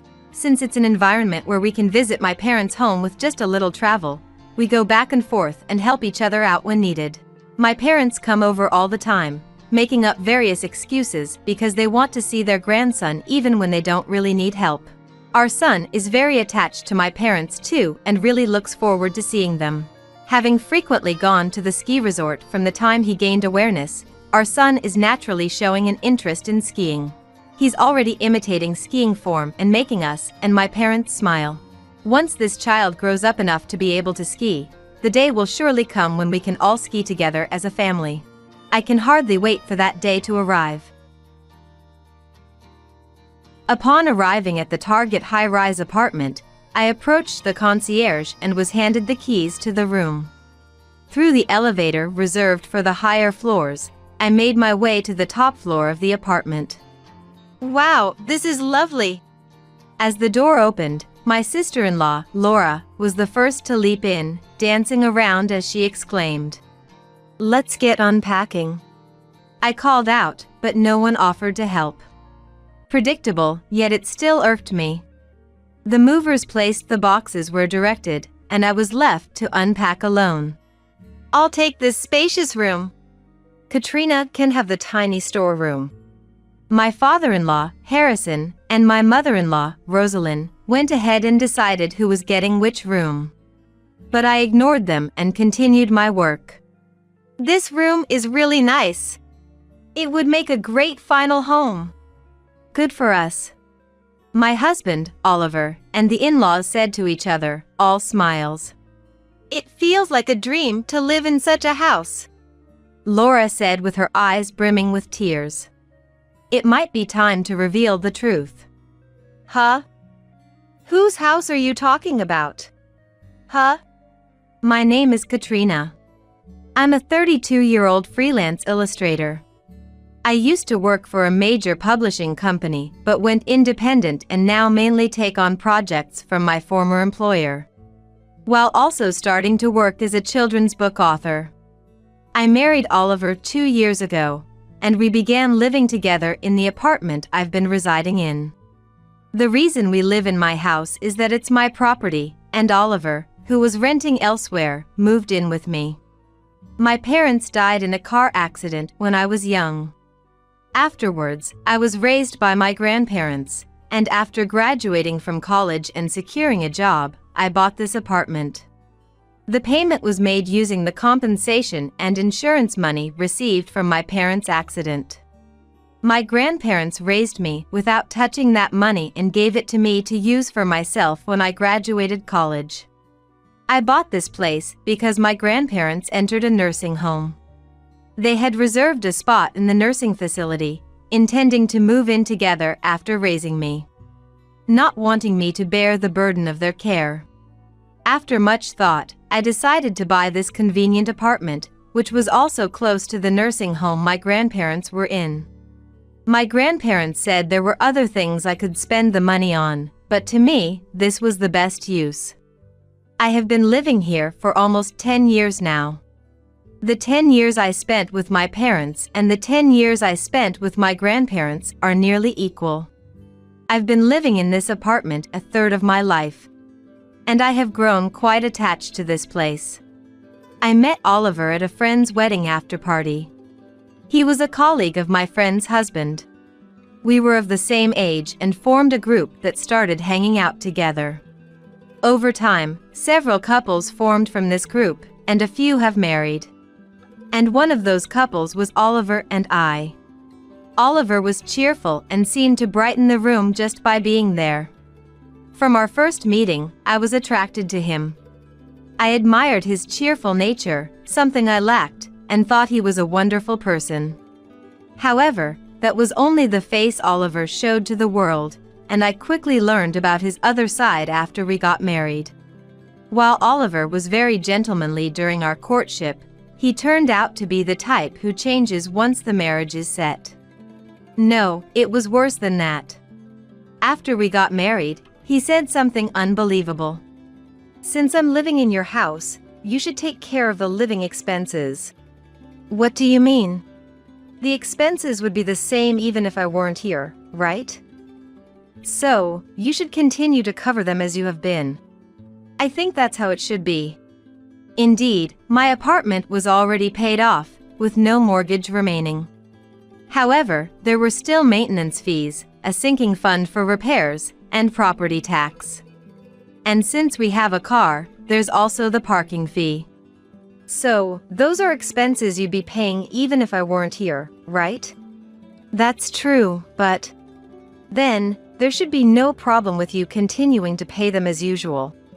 His argument seemed reasonable at first glance, but was fundamentally flawed. But Oliver, you're living here now, too. We agreed to split the living expenses. I'd really appreciate it if you could contribute. When I said this, Oliver's eyes narrowed angrily. You're so money-grubbing! I never thought you were that kind of woman. I was stunned and speechless. To me, it was obvious that as a married couple, we would share our lives equally. I had naturally assumed we would split the expenses for our home. I'm not saying I won't contribute anything. I'll definitely pay half for my part. But you own this house, right? So, he meant since it's my property, I should bear the costs. I'll pay for my own necessities, isn't that fair enough? Reluctantly, I agreed to his request. In the beginning, Oliver did pay half the living expenses as promised. But only the half that I billed him for. This month's electricity bill came to this amount. That seems quite high. You're probably wasting money working from home? I had quit my job while dating Oliver and started working freelance. Though I occasionally went out for meetings and networking, most of my work was done from home. It doesn't seem fair. First, Oliver complained about the high utility bills. Unfair? How so? Well, I work outside almost all day. And I'm supposed to pay for your electricity use while you work from home? What a reasoning. I was too astounded to respond. I only use a little when I come home to sleep. So, I don't have to pay half, right? Following this logic, Oliver began paying only a minimal amount. The same went for gas and water bills. Still, I tolerated it. Sure, Oliver was only home for a short time. And having an extra person did significantly increase the utility bills. But it was impossible to calculate exactly how much each of us used. Despite his complaints, we did share the living expenses, so I silently accepted his reasoning. Looking back, I can't believe how foolish I was, but at the time, I thought it was necessary. I decided it was better to endure and keep our marital life peaceful than to fight over something trivial from the start. Aside from money issues, Oliver was as bright and fun as before we got married. Though the financial concern always lingered in the back of my mind, I didn't struggle to live without his contributions. And I valued our happy times more. But the supposed happiness began to feel increasingly precarious. More overtime today, they really need to get it together. Oliver started coming home later, sounding annoyed. Are you okay with all this overtime? There's a guideline that working over a certain number of hours a month is dangerous. You don't understand. Those are just nominal figures. A good salesman isn't just working the hours logged on the time card. Oliver said this disdainfully. Katrina, you've had to pull all-nighters to meet deadlines, right? Yes, that's true. That's my point. Don't be fooled by just the apparent numbers. I graduated from an art college and worked as an illustrator. So I really didn't know much about sales. Faced with his assertion, I had no choice but to believe him. I understand. But please, don't overdo it. I know. You're kind, Katrina. I won't push myself too hard. Oliver reassured me gently, embracing my shoulder. I tried to believe in Oliver's kindness forcefully, as if believing was the only way to keep my peace of mind. Gradually, I felt increasingly betrayed by Oliver over the year. They say people can react to sudden pain, but become desensitized to slow, incremental pain. By that point, Oliver's betrayals had accumulated significantly, yet I felt I was just enduring a little longer, spending my days pretending not to notice for the sake of peace. Then, a significant event occurred. My family's coming over soon, is that okay? One morning, Oliver suddenly mentioned this. Harrison and Rosalind? And Laura too? I had visited his family's home once before we married, for a family meeting. It was a small house in the countryside. It seemed to be a fairly old house, and every part of it was old, but my parents-in-law were living there. At that time, Laura had already moved out after getting married, so I wasn't able to meet her. We did message her, but as she couldn't come due to her schedule, but gave us a message, "Welcome to the family." Since we didn't have a wedding ceremony and only took photos, that was the only time I met his parents. Of course, I never had a chance to meet Laura. Our friends held a party for us to congratulate, but I still hadn't met Oliver's relatives. As I didn't have much interaction with my own relatives, and I did not find it so strange. Now, suddenly, his parents and Laura were coming to visit.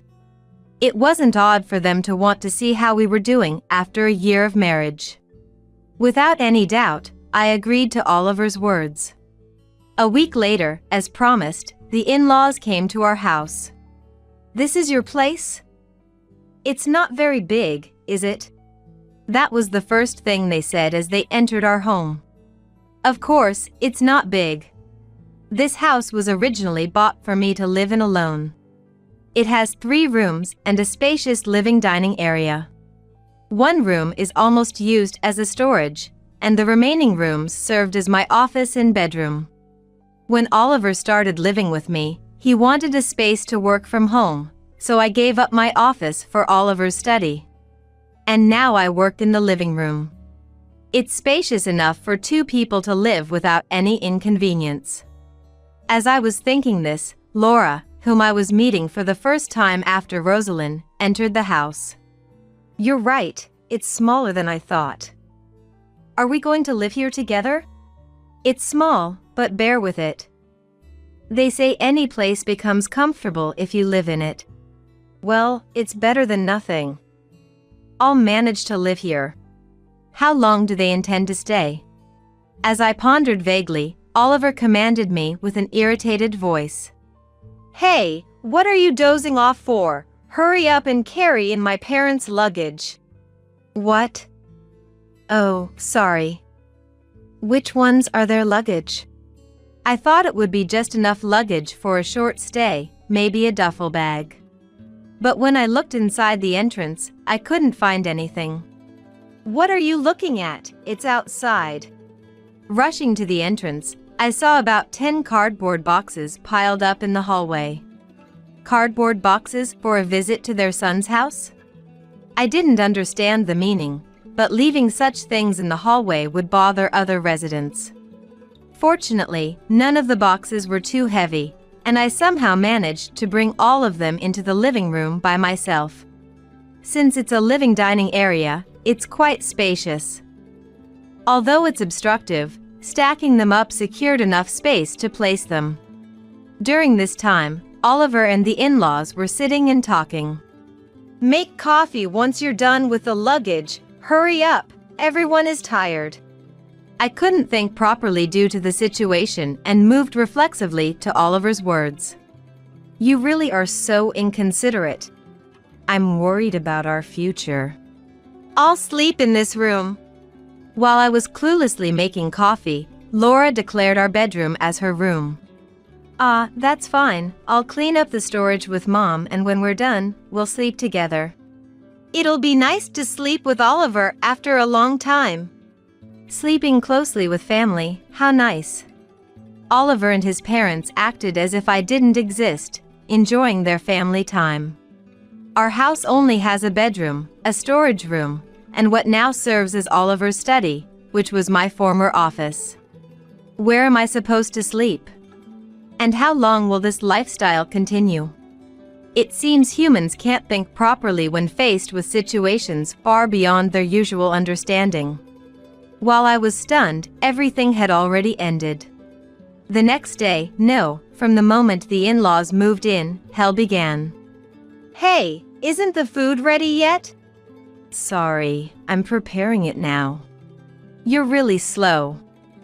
Oliver must have a lot of patience to put up with someone like you. The in-laws lazed around the house all day, doing nothing, and treated me like a servant. At first, I endured it, thinking it would only be for a few days. But listening to the conversations between the in-laws and Oliver, it became clear that this was going to be a permanent situation, and I awakened. Here's the summary. The in-laws had fled from their hometown because Laura had returned home after getting divorced. The reason for the divorce was Laura's infidelity. She had affairs with multiple people. All of this came to light recently, and her ex-husband demanded compensation, which they couldn't afford, so they fled here. Oliver had told me that his in-laws owned their home, but that was a lie. Originally, that house belonged to Rosalind's real family, where her parents lived. Rosalind and Harrison moved in with them because they couldn't afford to live by themselves. And after Rosalind's parents passed away, they just stayed there. The real owner was Rosalind's brother, and he asked them to leave, but they stayed, claiming residency rights. Rosalind's brother had his own home, so he couldn't force his sister's family to move out. He had requested them to leave, but couldn't do no more than that. Then, with Laura returning with a mountain of compensation to pay, Rosalind and Harrison tried to sell the house to raise money. Rosalind's brother, upon learning the situation, was furious and threatened legal action. That's why the in-laws showed up at our place with all the belongings she could carry. Those belongings, 10 boxes of them, the ones I struggled to bring into our house the day they arrived, representing their entire fortune. I don't know what's inside, and frankly, I don't want to know, but it seems there's nothing of real value that could be called a fortune. In short, the in-laws moved in with us because they were broke. And it looks like they plan to live off of us indefinitely. In such a family, Oliver was miraculously smart. He was good at his studies and managed to graduate from college on a scholarship. You wouldn't guess he's part of that family just by looking at him.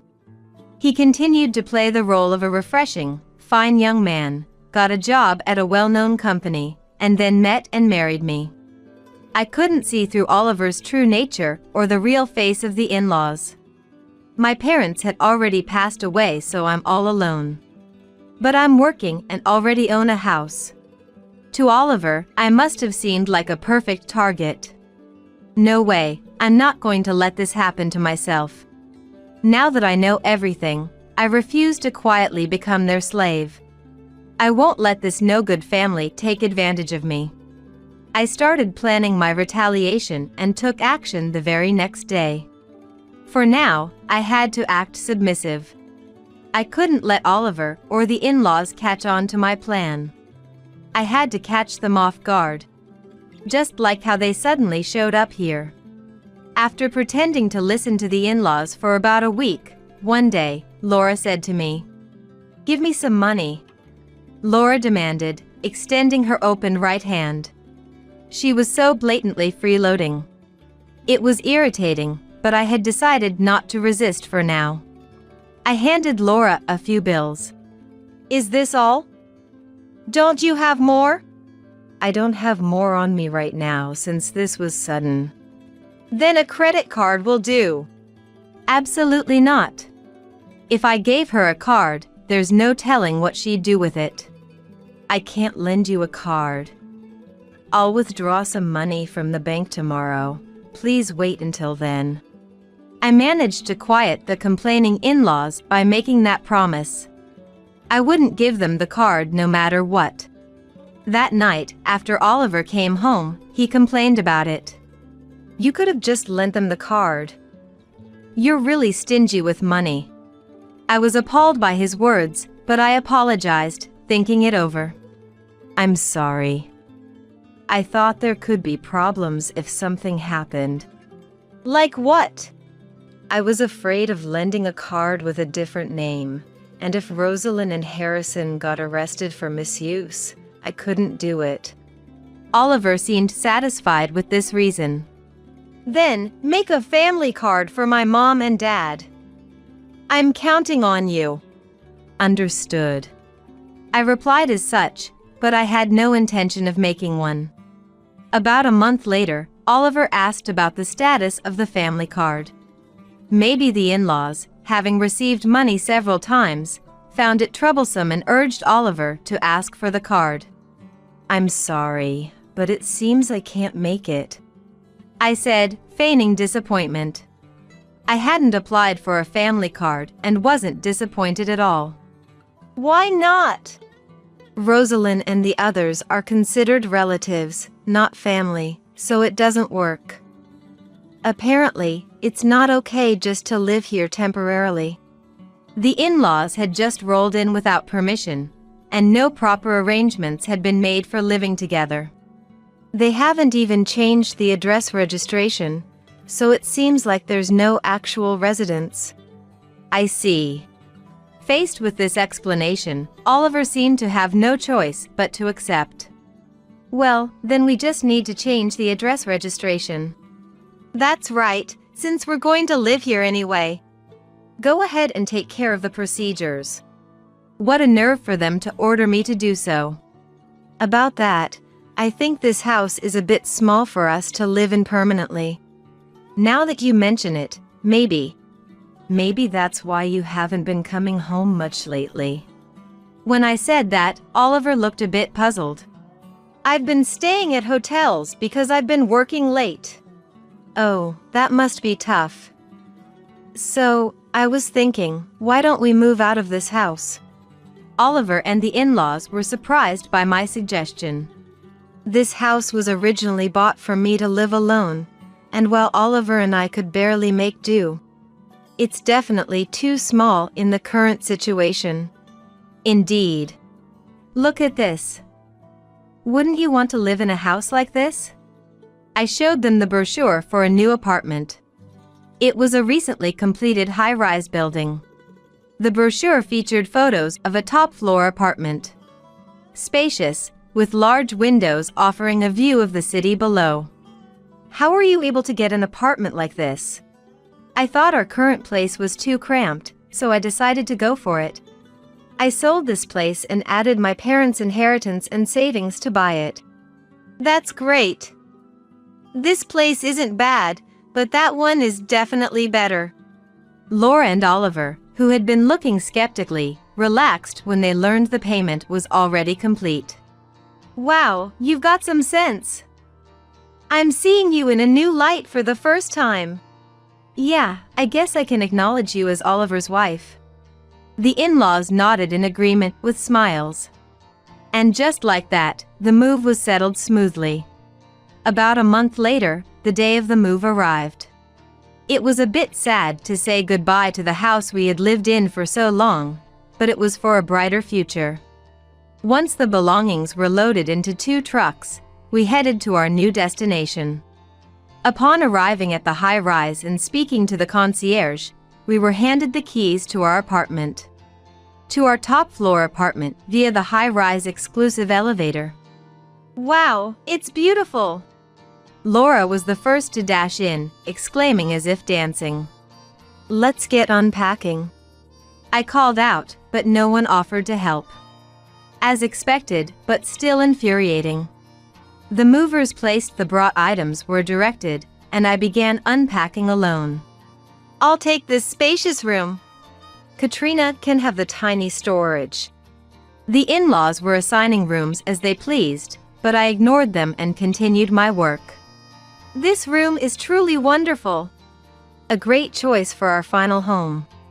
I'm glad you feel that way. Oliver and the in-laws were all smiles, exchanging such words. It's like a dream to live in a house like this, Laura said, teary-eyed. Now, it might be a good time for the reveal. Huh? Whose house are you talking about? Huh? A good moment to show the in-laws reality. Why would you all live here? What are you talking about? It's our new home. We're the ones who will live here. Huh? I feigned exaggerated surprise. This isn't your house. I bought this place to live with my grandparents. You asked if we wanted to live in a house like this. Laura began to make a scene, raising her voice. Yes, I did ask if you wanted to live here, but that's all I did. I never said you could live here. Just as I said, I never mentioned living together. Who would want to live with these people forever?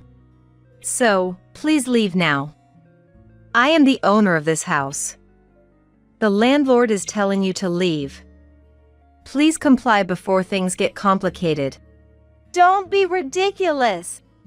Oliver stomped his feet in anger, his face turning red. The only thing you should be doing is listening to me. My family and I will live in this house. If you don't like it, you should leave. That's right, get out. That's right, leave. Oliver and the in-laws were pressuring me to leave.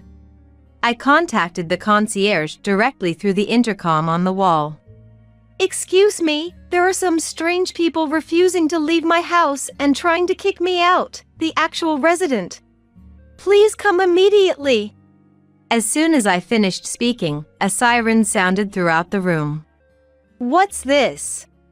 So noisy. Make it stop right now. The security staff arrived promptly after the alert. This is a high-end condominium after all. These people are the building security. If you don't leave now, I'll call the police next. When the security officer pressed the doorbell and asked what happened, the in-laws started panicking. They realized what I said wasn't a lie. Although the security staff arrived, the in-laws pleaded, crawling on the ground, asking to be heard. I decided to listen, curious about what Oliver had been telling them. Oliver had been telling the in-laws I was a pitiable woman with no relatives, and that I couldn't live without him. So that's why he was keeping me here. And that they could use me as they pleased, like a housekeeper. That was what he had been telling his own parents. I felt sympathy for the in-laws who provided such valuable testimony.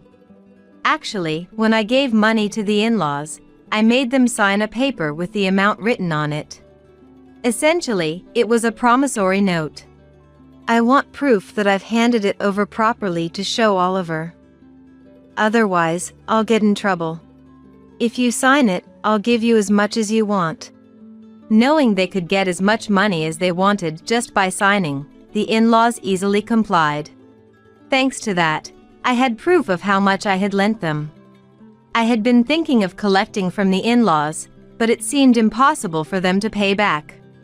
So I decided to take it from Oliver instead and thought it best to evict them from the apartment. Thanks to this, you've helped me a lot. If you leave now, I'll consider this never happened, but if you come back, you'll have to pay everything all at once. As I showed them the promissory note and said this, the in-laws finally gave up and left. I'm Katrina's husband. I have the right to live here. I won't leave. Oliver refused to move. If that's how you feel, let's settle this here and now. All right, let's have a little talk then. But if you try anything funny, I'll call them right back. I thanked the security guards and sent them back home. Why are you doing this? Did you dislike my family that much? Of course I do. They suddenly show up, treating me like slaves in a sneak attack. I made it clear to Oliver. Fine. If you dislike them that much, I'll tell my mom and dad to leave. But I can stay, right? I was astounded.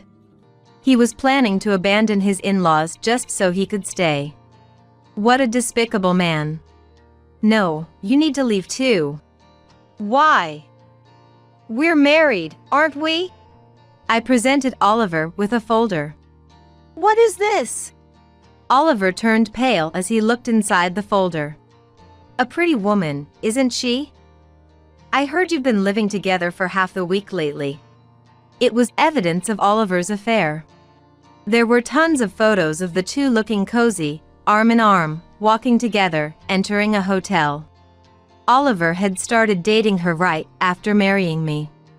I heard you had plans to live with her in that apartment once we were separated. Lies! Who would say such a thing? I turned on the voice recorder I was holding. The voice of the other woman played, and Oliver froze. The evidence was obtained by a detective agency. They approached the woman, kindly informed her that Oliver was married, and recorded what she had to say.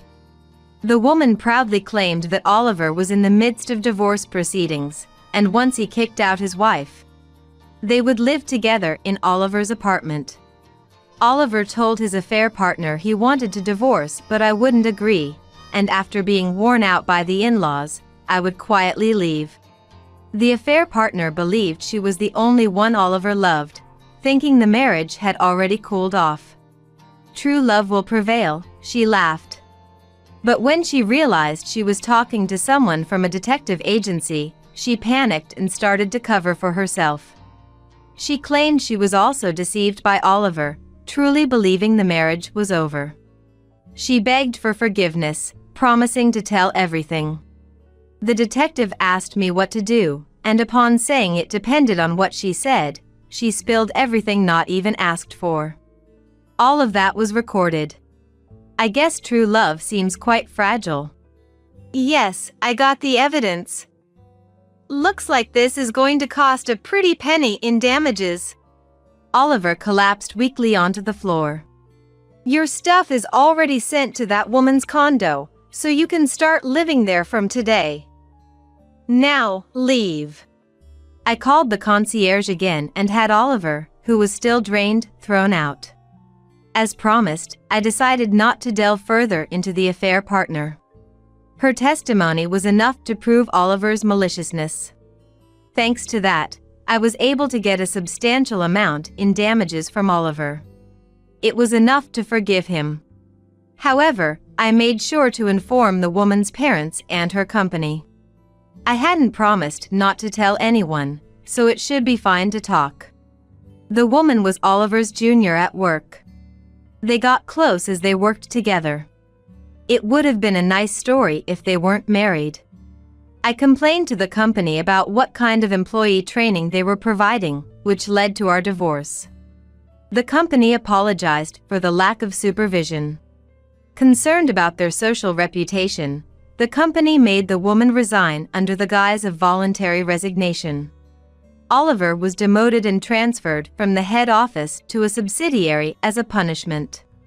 During work hours, the two of them would concoct lies about sales meetings and sneak off to hotels, or take trips together and claim them as business expenses. Given the harm they caused the company, such actions seemed justified to them. I heard through the grapevine that the in-laws are now living together in her apartment for real. It's your fault things have ended up like this, take responsibility. That's what they say, squatting in the condominium where Oliver and the woman live. Oliver and the woman had to take out loans to pay me compensation. Now they live a difficult life, struggling every day to repay their debt. It might be about time to finally kick the in-laws out, I suppose. Oliver thought I was just some pitiful woman, burdened with grandparents who were in a care facility, but the reality was a bit different. My grandparents were indeed in a facility, but it was a luxurious place where wealthy people live gracefully. They used to run a company and had planned to pass it on to my parents, but they died young. So they retired after handing it over to someone they could trust. That was the year I graduated from college. I've loved drawing since I was a child and have won numerous awards for it. I told my grandparents I wanted to work in art, so they never forced me to take over the company. They decided to move into that facility so I could live freely as I wished. I followed my dreams into a career related to art, and now I'm becoming known as a children's book author. My illustrated books have become a big hit, and I'm now somewhat of a celebrity. I feel like my luck has turned around dramatically since splitting up with Oliver. He must be regretting it by now. I bought that high-rise apartment with the money from selling that condo, my parents' inheritance, and my book royalties. I wanted to live with my grandparents again while they were still healthy. Of course, I'm keeping the facility as an option. It's necessary for when either of my grandparents becomes physically incapacitated and needs extensive care. But for now, they're both still healthy. Thanks to my book sales, I can finally give back to my grandparents. We can live happily together for a while longer. Though I went through some hardships because of that man, my future is looking bright.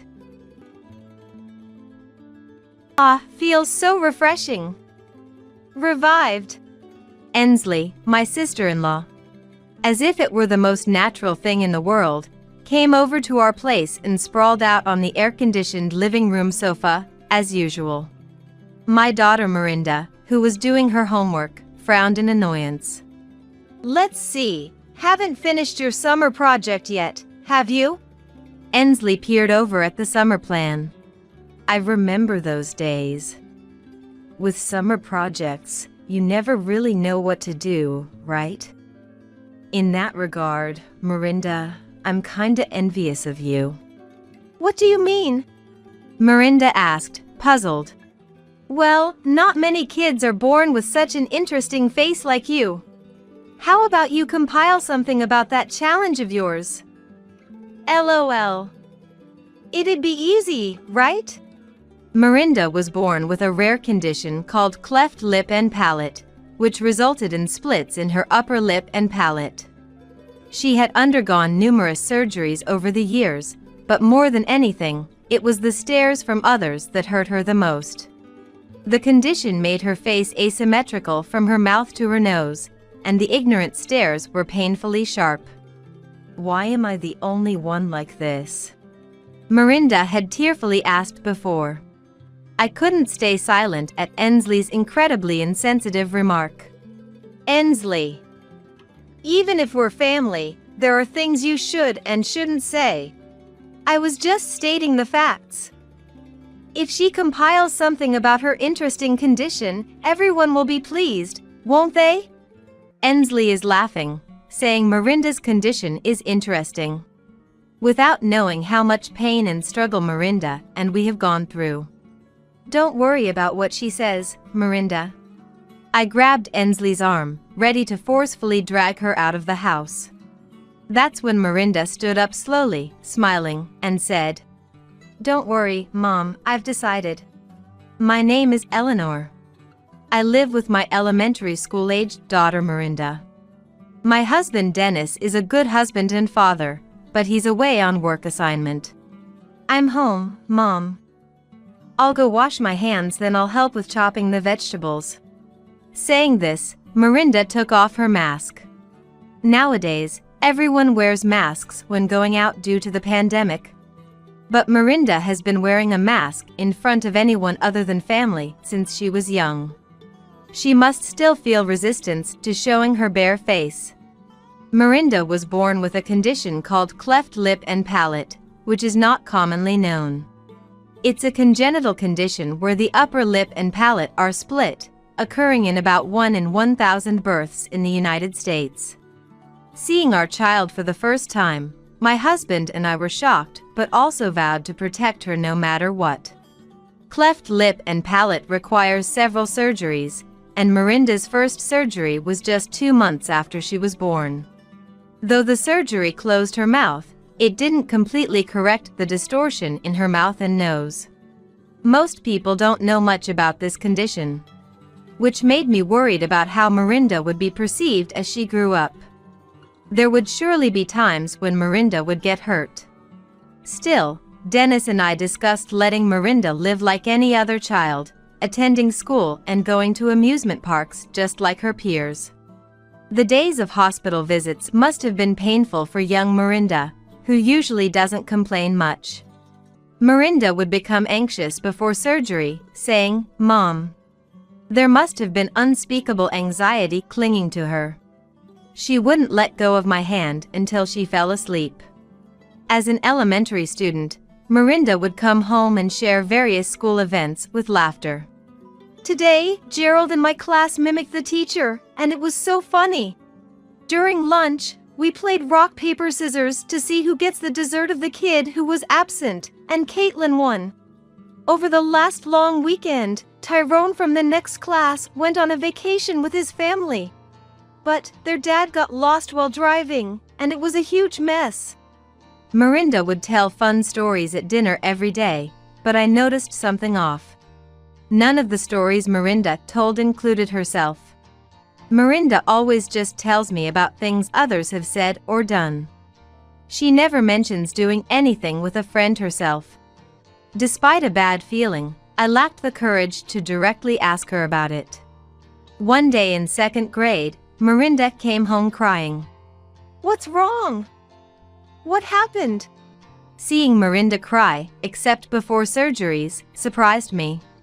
Mirinda was silent, looking frustrated, but then she couldn't hold back anymore and started crying louder. "It's okay, you can cry all you want." I hugged my daughter tightly. After calming down, Mirinda said, "You know, Mom," and shared feelings she had kept to herself. Even though Mirinda wears a mask to school to hide her mouth and nose's distortions, she has to remove it during lunchtime. The first time they ate together, a boy sitting across from her pointed and laughed, saying, "Your face looks weird." That started it, and other kids gathered around, saying, "Really? That's funny," expressing their thoughts aloud. The teacher quickly scolded everyone, "Back to your seats," settling the situation. But from that day, Mirinda felt ostracized, unable to join any friend's circle. She had been enduring this for over a year. "Why did you keep silent until now?" "Because, Mom and Dad, you always have it tough because of my condition, right? Surgeries cost a lot of money, and you have to go back and forth between the hospital and home for me. Mirinda, for US." Knowing Mirinda was considerate of us made me feel inadequate as a parent. Why am I the only one like this? Tears fell again from Mirinda's eyes after she finished speaking. "I'm sorry, Mirinda. Despite being blameless, she's had a hard time at school. Not just school. Miranda might continue to be seen strangely by others because of her condition. I blamed myself, feeling responsible for her suffering. I'm sorry, Miranda. From now on, Mom promises to be by your side as much as possible to protect you. Even for busy Dad at work, I'll be with you. I hugged Miranda again tightly. When I told Dennis after he came home, it's hard not being there when you're going through tough times. I've let you handle all the hardship alone, Dennis also blamed himself. It can't be helped. I'll protect Miranda's heart, and you protect our livelihood. Let's protect Miranda together. Yes, we should. We vowed again to protect our daughter. From that day, I quit my job at the apparel company and became a housewife. In 3rd grade, Miranda underwent her 4th surgery. While the first 3 surgeries were minor corrections, the 4th involved transplanting bone from her pelvis to her upper jaw. It was more extensive than before, but it made the distortion from her mouth to her nose less noticeable, making her look no different from other children. However, having bone removed from her pelvis made walking difficult for Miranda, forcing her into a wheelchair for a while. Still, Miranda would look at her face in the hand mirror and ask with a bright, radiant smile never seen before, "Hey, Mom. Do I look prettier now?" Seeing my daughter happy and smiling without feeling self-conscious made me happy too. Yes, you're very pretty, Miranda. I brushed her hair and spoke to her. After a while, Miranda began serious walking rehabilitation. She almost fell during the unfamiliar rehab, but when I tried to help, "Just watch, Mom," she scolded me. Holding onto the handrail, Miranda grimaced with each step, "This is nothing. My face looks proper pretty now." Lucky, right, never showing any signs of weakness. "Does it hurt? Are you okay?" I couldn't help but worry and wanted to support her physically. "If you always support me, Mom, there's no point in rehab." Miranda laughed shyly. As a result of her positive attitude towards rehab, the pain in her hips completely vanished, and she could walk on her own without needing crutches anymore. 2 years later, Miranda was in 5th grade. There were still scars on her lips, but they were hardly noticeable and less mentioned. It seems Miranda has grown to like looking at her face in the mirror. Upon waking up, she heads straight to the bathroom and faces herself in the mirror with a smile. She used to dislike even approaching a mirror. The memory of those times feels like a distant past, making me chuckle to myself. "I wish I could see Dad." Miranda sighed. Dennis has been on a work assignment far away. We sometimes communicate via video calls, but it's not the same as having him nearby. Sherry said her family is going on an overseas trip. Frederick is going camping. Everyone seems so lucky. Despite it being summer vacation, Miranda lamented not being able to go anywhere due to our circumstances. One day, while we were spending a holiday at home, the doorbell suddenly rang. "I'll get it." Miranda stopped her summer homework in the living room and headed to the entrance, as I was busy with household chores and couldn't leave them. "What, Aunt again? You came back?" I could hear Miranda's displeased voice. "How rude. You came back? I'm your aunt, after all. Family can visit as many times as they want, right?" Saying so, the visitor entered the house without waiting for Miranda's consent. It's cool here. Revived." I poked my head out from the balcony and welcomed the guest half-heartedly. "Welcome, Ensley." The guest was Ensley, Dennis's sister. According to Dennis, after graduating from high school, Ensley worked as an office clerk at a small trading company but ended up quitting within 3 months after being reprimanded by a senior for taking too many days off and getting into a heated argument. Now, she's living back at home. Dad told me she doesn't even bother to look at job ads he shows her. Just throws them on the floor and spends all day playing video games. Dennis complained about Ensley's lack of motivation. Ensley just sat down on the sofa as if it were the most natural thing in the world. As Mirinda tried to return to her homework, Ensley, fanning her sweaty shirt front to catch some air, exclaimed, "It's so hot. This weather is absolutely crazy." Ensley loudly exclaimed, disregarding Mirinda, who was trying to study. When Mirinda frowned in annoyance, Ensley did not miss it. "Am I bothering you, niece?" she asked with a creepy smile, intentionally disturbing Mirinda. Mirinda just sighed without engaging, knowing from experience that arguing would only encourage Ensley to be more annoying. "Mirinda, I'd like something cold." "Auntie's thirsty," Ensley said in a cloying voice and hugged Mirinda. "Please stay away, it's hot." Mirinda pushed Ensley away with a calm voice as she tried to lean on her, and Ensley clicked her tongue. "What's with you? No charm at all. Eleanor, don't you have something to drink?" I took out coffee from the fridge, poured it into a cup, and handed it to Ensley. "Could you keep it down a bit? Mirinda is studying." I admonished Ensley in a low voice, though I knew it was futile. "You know, I always wonder." Ensley looked around the room and poked Mirinda's cheek with her finger, asking, "Why doesn't Mirinda study in her own room?" Seeing Mirinda swat her hand away, Ensley laughed as if amused. "To save on electricity," Mirinda answered irritably. "Saving on electricity? So that's why you're scrimping? Mom isn't working, right? That's why you guys are poor." Mirinda slammed her hand on the table in frustration. "Don't compare me to someone who doesn't work despite being old enough." "Are you talking about me?" "Wow, Mirinda, that's harsh. Your mom doesn't work outside either. Always lazing around at home just like me, right?" "That's not true. Mom is busy being a housewife. She's always cooking, cleaning, doing laundry. There's a lot to do. She's not lazy like Aunt," Mirinda retorted with a firm stance. "Really? Even Mirinda is being cold to me? Listen, my parents are like, if you want to use the air conditioner so much, pay the high electricity bill yourself. Can you believe that?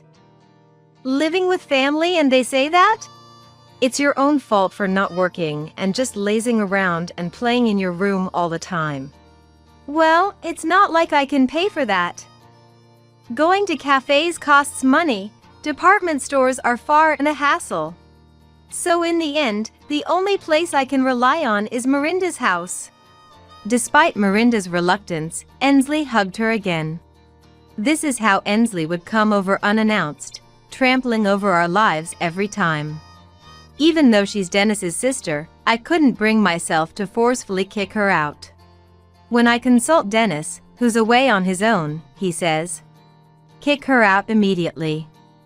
If it comes to it, calling the police is fine. But she's still family, and I couldn't bring myself to do that." Taking advantage of my inability to stand firm, Ensley has been getting increasingly bold lately. "Anyway, Eleanor, you've got it easy, right? Because you can just play around at home every day." "I'm not taking it easy at all." I snapped back at Ensley, irritated. After engaging more than I should have, I calmed down and realized I shouldn't have. Predictably, Ensley got even more encouraged. "It's fine to slack off, right? Just buy whatever you like from the grocery store for meals, and for cleaning, just quickly tidy up the places that catch the eye." "That's what I would do, lol." She suggested I take shortcuts in my role as a housewife. "Don't compare me with Aunt. Besides, it's annoying because of her I can't concentrate on my studies. Can you just go home?" Mirinda protested strongly. "Oh, scary." Ensley exaggeratedly shivered. So, Mirinda, what have you been studying? Should I help you? I might be able to teach you addition or subtraction. I've already learned that, thank you. Please, just go home. Oh. What's this? Your summer project isn't finished yet. Ensley peered over at Mirinda's planner. I remember those days. With summer projects, you never really know what to do, right? It's hard to find something you actually want to research. In that regard, Mirinda, I'm kinda envious. What do you mean? Well, not many kids are born with such an interesting face like you. Why don't you compile something about that condition? It'd be easy, right? LOL. It's about yourself, so you wouldn't have to research much. I couldn't stay silent at my sister-in-law's incredibly insensitive remark. Enough, Ensley. There are things you should and shouldn't say, even if we're family. Oh, scary, scary. I was just stating the facts. If she compiles something about her interesting condition, everyone will be pleased, won't they? Ensley is calling Mirinda's condition interesting. Laughing, without knowing how much pain and suffering Mirinda and we have gone through. Mirinda, don't worry about what such a person says. I grabbed Ensley's arm, trying to drag her out of the house with all my might. That's when Mirinda stood up slowly and said with a smile, "Don't worry, Mom. I've decided." In contrast to me, who was about to explode with anger, Mirinda was completely calm. Well then, Mirinda, I don't quite understand, but your mom seems really angry, so I'll leave. Ensley said without a shred of remorse, smirking creepily as she prepared to leave. I wanted to unleash my anger on her, but Mirinda pulled at the hem of my shirt, stopping me. You too, Mom, shouldn't worry about what that person says. Looking at the suddenly quiet entrance after Ensley left, Mirinda spoke. She must have some plan in mind. Thinking this, I managed to suppress my anger. 3 months passed. Mirinda, it's okay to relax a bit. Saying that, the national newspaper reporter eased the slightly tense expression on Mirinda's face. Dressed in new clothes bought for this day, Mirinda smiled with confidence. That's the spirit. You're doing great. Praised by the handsome reporter, Mirinda's cheeks flushed slightly. 3 months ago, I couldn't have imagined Mirinda being interviewed by a national newspaper. The interview took place in a small cafe in the neighborhood, which we had reserved. The owner, who I've known for a long time, whispered to me, "Hasn't Mirinda become quite beautiful?" Indeed, the last time the owner saw Mirinda was before her 4th surgery. As Mirinda's mother, always watching her closely, it was hard for me to notice. But acquaintances who saw her without a mask after a long time were often surprised. Mirinda's treatment had progressed so much that her facial structure from her mouth to her nose was indistinguishable from other children's. Of course, some surgery scars remained, but they were hardly noticeable unless pointed out. Let's take one last photo. Smile. Prompted by the reporter, Mirinda smiled broadly without her mask. 3 months ago, on the night Ensley left, Mirinda declared to me, "I've decided on my summer project theme. I want everyone to know about me. I'll do what Aunt suggested." She didn't seem bothered by Ensley's words. In fact, she seemed more radiant than before. "Is that okay with you, Mirinda?" I asked. Laughing a little, Mirinda said, "Mom, you're always overprotective. I'm not the crybaby I used to be. This is something I've decided to do myself." Seeing my daughter so full of confidence, I felt reassured. "All right, then I won't stop you. Go ahead as you think is best, Mirinda." "Okay, got it." From that day, Mirinda began to confront her condition of cleft lip and palate again. Shortly after starting elementary school, she had been teased by classmates about the shape of her nose and mouth. Suffering in silence because she couldn't tell her parents. She compiled the numerous surgeries she underwent and the teasing into a booklet, including photos from those times. There's one photo that is particularly meaningful to me. It was taken the day Miranda first opened up to us about the mean things said at school. Although she protested, "No, don't take a picture," I took it anyway. "Why did you take a photo?" She protested tearfully, but I hugged her tightly. "Someday, we'll look back at this day and laugh, Miranda." At the time, Miranda couldn't understand and just cried out of frustration. Afterward, we discussed why people hold such prejudices. We concluded that prejudice stems from ignorance. Indeed, cleft lip and palate is a rare condition, affecting 1 in 1,000 people. But with ongoing treatment, one's appearance can become indistinguishable from others. We hoped that more people knowing about the condition and its treatment would reduce the instances of patients being viewed strangely. That became our family's unified wish.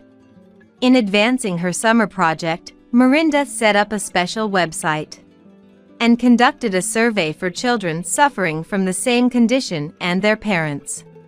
This revealed that other families, like ours, were troubled and pained by prejudice. Good luck, Miranda. You're very brave. If there's anything we can do, just let us know. I realized Miranda had many supportive comrades suffering from the same condition. Mom, thank you for giving birth to me. Thank you for raising me. Because you supported me, I was able to get this far. Miranda whispered, looking at the photo. The hard worker is you, I replied. Miranda had undergone numerous surgeries since she was very young. Especially the 4th surgery, which involved transplanting bone from her pelvis to her upper jaw, was the most challenging, leaving her unable to walk on her own for a while, but she never complained. She is truly a strong child. Of course, I feel like hiding my face with a mask. But I've come to think that this unique aspect of mine could be considered cool. Miranda said confidently. A month after summer vacation ended, Miranda came home from school and said, "Look. My summer project was highly praised at school, and I was awarded this certificate." She showed me the certificate, breathless and sweaty from her excitement. My friend said I was cool. Miranda happily shared her school experiences. A month after that, a newspaper company contacted us for an interview. I read the interview article. Miranda, you're amazing. Miranda's article was published in a national newspaper, catching the eye of Dennis, who was on a work assignment. He immediately video called us. If you were going to be published, you could have told me. I was just reading the newspaper when suddenly I see Miranda's face all over it. And I spit out the coffee I was drinking from surprise. It wouldn't have been fun if I told you beforehand. I wanted to see your reaction without saying anything first. So, I fell for the surprise, huh? Dennis laughed heartily over the video call. Miranda peeked out and said, "Are you happy to see your daughter's face after so long, Dad?" "Well, yes. But, you really gathered courage to compile something about your condition, didn't you?" Then, Miranda's smile faded, and she answered seriously. "I presented it because I wanted to reduce the number of people who, like Aunt, say hurtful things out of ignorance about diseases and disabilities." Ensley? Did she say something to you? We revealed the hurtful things Ensley had said to Miranda during her summer visit. That girl. Dennis sighed. "I'll give her a piece of my mind." The next day, we received a call from Mael. I read Miranda's article. It's amazing, Miranda. But I heard Ensley said terrible things. Dennis called me yesterday, and I was shocked. Luke is furious. He's been saying he won't forgive Ensley since yesterday. I'm worried his blood pressure might go up. but Ensley really is trouble," Maëlle said, promising to make Ensley apologize soon. A few days later, Ensley came to visit as promised. "Are you there? If you are, come out already."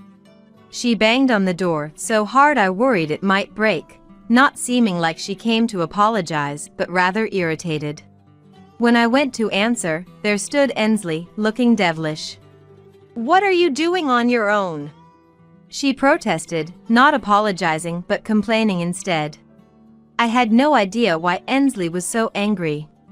When I remained silent, thanks to your daughter stirring things up, I got yelled at by my parents and bro.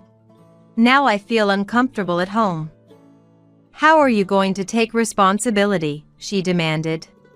Apparently, Ensley had been severely scolded by my in-laws and Dennis because of Miranda's project. But I thought it was all Ensley's fault. Unable to hold back my anger at Ensley's lack of remorse, I exploded. "Enough, Ensley. If you're not here to apologize, please leave." I finally let out the anger I had been holding back, even to Ensley, who kept repeating her arrogant attitude. For the first time, I openly protested, leaving Ensley momentarily taken aback. "Whether you're my husband's sister or whoever, anyone who hurts my precious daughter is not family. Don't come to our house again. You're nothing but trouble." "What? Getting angry all of a sudden? Silly. Even though I came to apologize, you're kicking me out."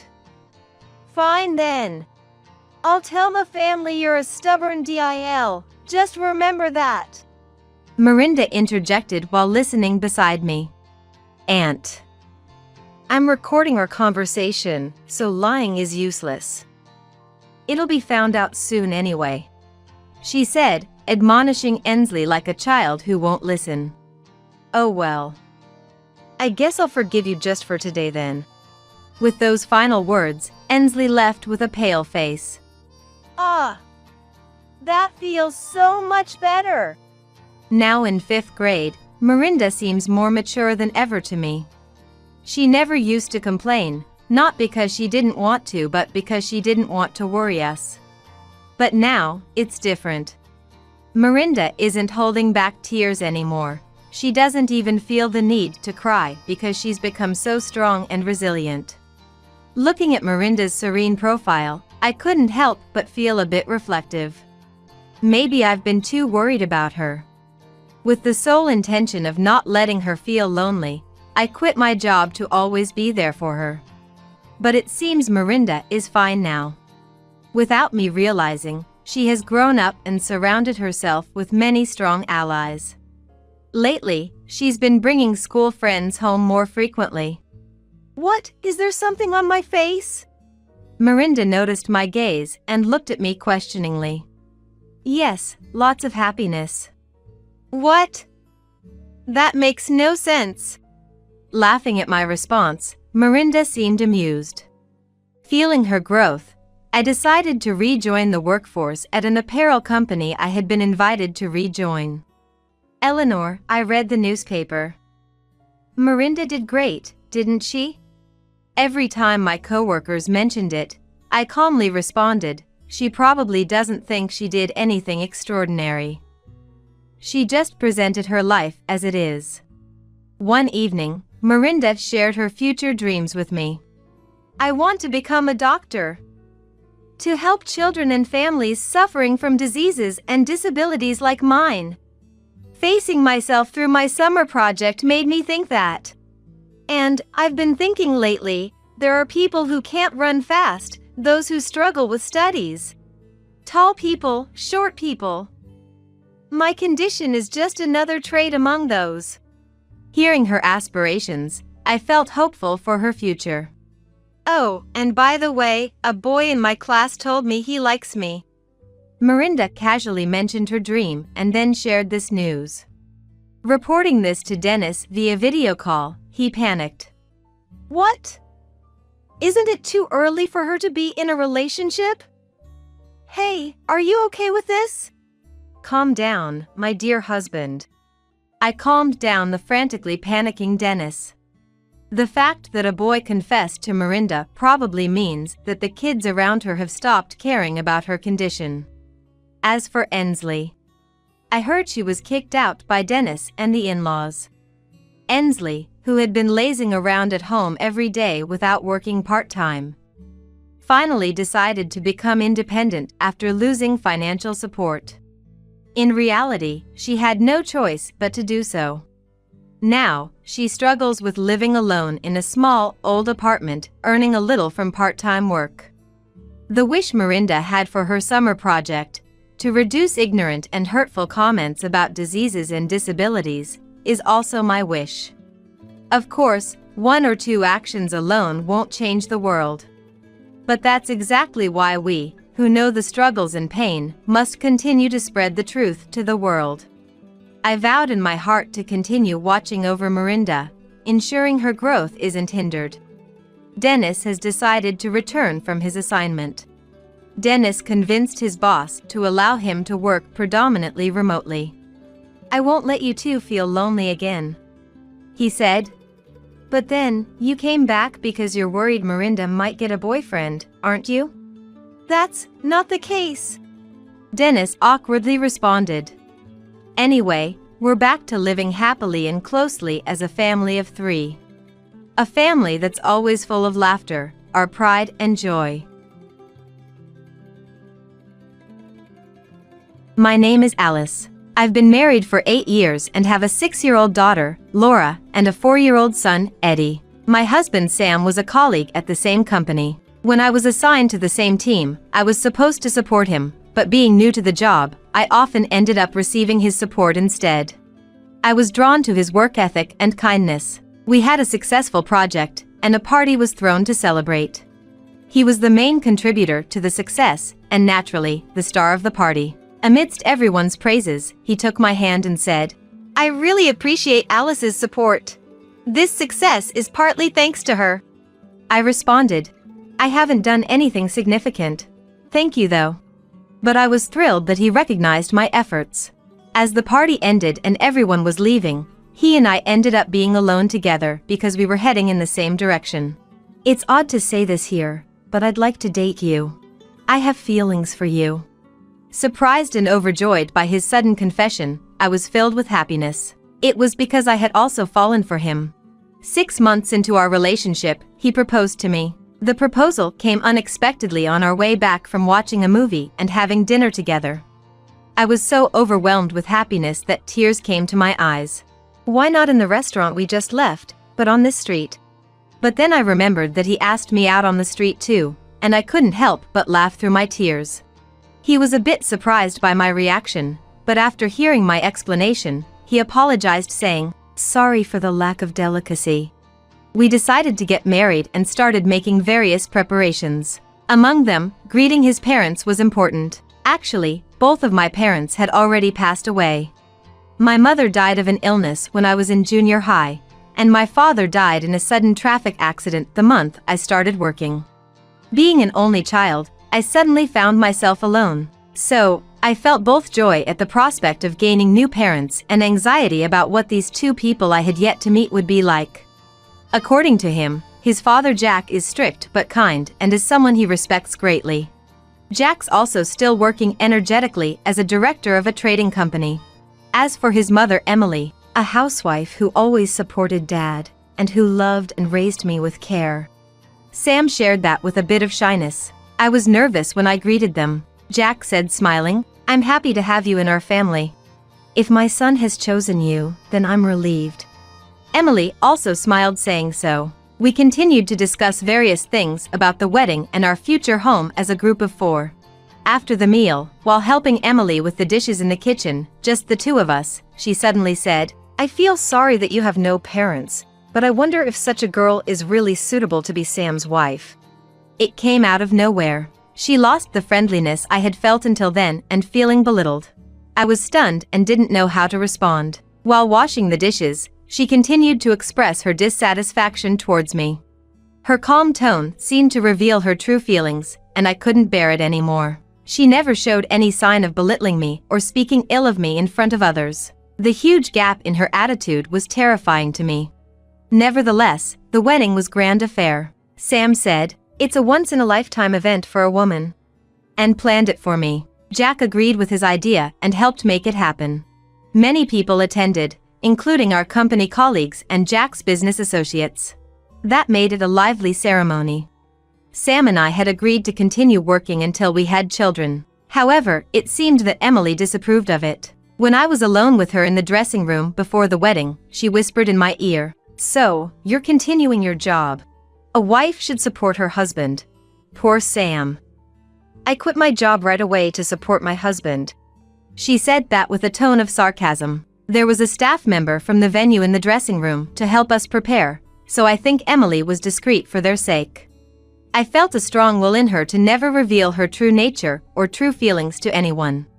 After the wedding, we rented a roomy house close to my in-laws' house. It was a large property for just the two of us. "Let's choose a house with enough room for our future children." It was the room that Sam had decided on. After a delightful honeymoon, we began our life in our new home and decided to invite my in-laws over for dinner. Upon seeing the new home, Jack said, "It's a splendid house." He highly praised it. Emily just smiled and agreed with him. Based on past experiences, I could imagine what Emily was thinking and felt creeped out. After dinner, they left thoroughly pleased. I felt somewhat exhausted and just sat in a chair, zoning out. Sam noticed and asked what was wrong, but it was difficult to explain, so I responded, "I'm just a little tired." Late that night, there was a call on my cell phone. When I looked at the screen, it was from Emily. I hesitated for a moment, and it took me a little longer to answer the phone. "You took a while to answer. Were you planning not to pick up?" "No, that's not it," I said. "However, I wonder." She coldly responded, "Most of the dishes today were delivered. It's clear you're taking the easy way out. The dishes you made weren't impressive and they were bland. I'm worried about Sam's diet." She started by criticizing my cooking and then complained about everything from how the room was organized to the interior design. Just listening to her was tiring. Since there had been no chance for us to be alone today, she used the phone to express her feelings. That night, due to the exhaustion, I couldn't fall asleep and it affected my return to work the next day. Since our new home was close to my in-laws, Emily frequently visited. Sam was simply happy that his mother was coming over, but for me, even our precious days off weren't restful. I knew Emily's ways all too well, so I made sure to act smartly to avoid being alone with her as much as possible. When Sam was with us, she was a pleasant mother-in-law. But knowing her drastic changes, even that felt eerie and frightening to me. Whenever I acted to avoid being alone with her, there would inevitably follow a barrage of phone calls. Each call would last over 30 minutes, filled with complaints and snide remarks that left me exhausted. If I tried to ignore them, she'd sense it and become even angrier. I was at a loss about what to do. 2 years into our marriage, we were blessed with a child. Sam was overjoyed. When we went to inform my in-laws, Jack's happiness rivaled Sam's. Even Emily seemed genuinely happy at the prospect of holding a grandchild, but her true feelings became clear later. I always made sure not to be alone with Emily, but this time Jack and Sam were pulled away for work-related calls, leaving us alone. "As expected," she said. "Really, it took you 2 years because you kept working after marriage. I always thought you were a useless wife, but you just barely made it this time." It seemed she was always displeased with me continuing my job. "Emily, now that we've been blessed with a child, and as I've discussed with Sam, I'll be quitting my job soon to focus on parenting and the household." I explained her, but her complaints continued. The return of Jack and Sam from their calls thankfully ended the conversation. About 5 months later, I resigned from my job. On my last day, the bouquet I received from my colleagues was the most delightful thing. 3 months after that, I safely gave birth to a baby girl. It was an easy birth for my first child, and I was able to leave the hospital early to start our new life as a family of 3. We soon invited my in-laws over to introduce them to our daughter, Laura. Jack looked at his granddaughter with joy. When he offered his little finger, Laura gripped it tightly, a natural reflex for babies, but he was delighted. I remembered Sam doing the same thing a couple of days ago, skipping around happily. I thought Emily would surely be satisfied holding her adorable grandchild, but I was naive. That night, I received another call from her. It's fine that you have a grandchild, but why a girl? The first one should have been a boy. She blamed me for not giving birth to a male heir, despite Sam being happy with our child regardless of gender. I don't want to be criticized for something like that.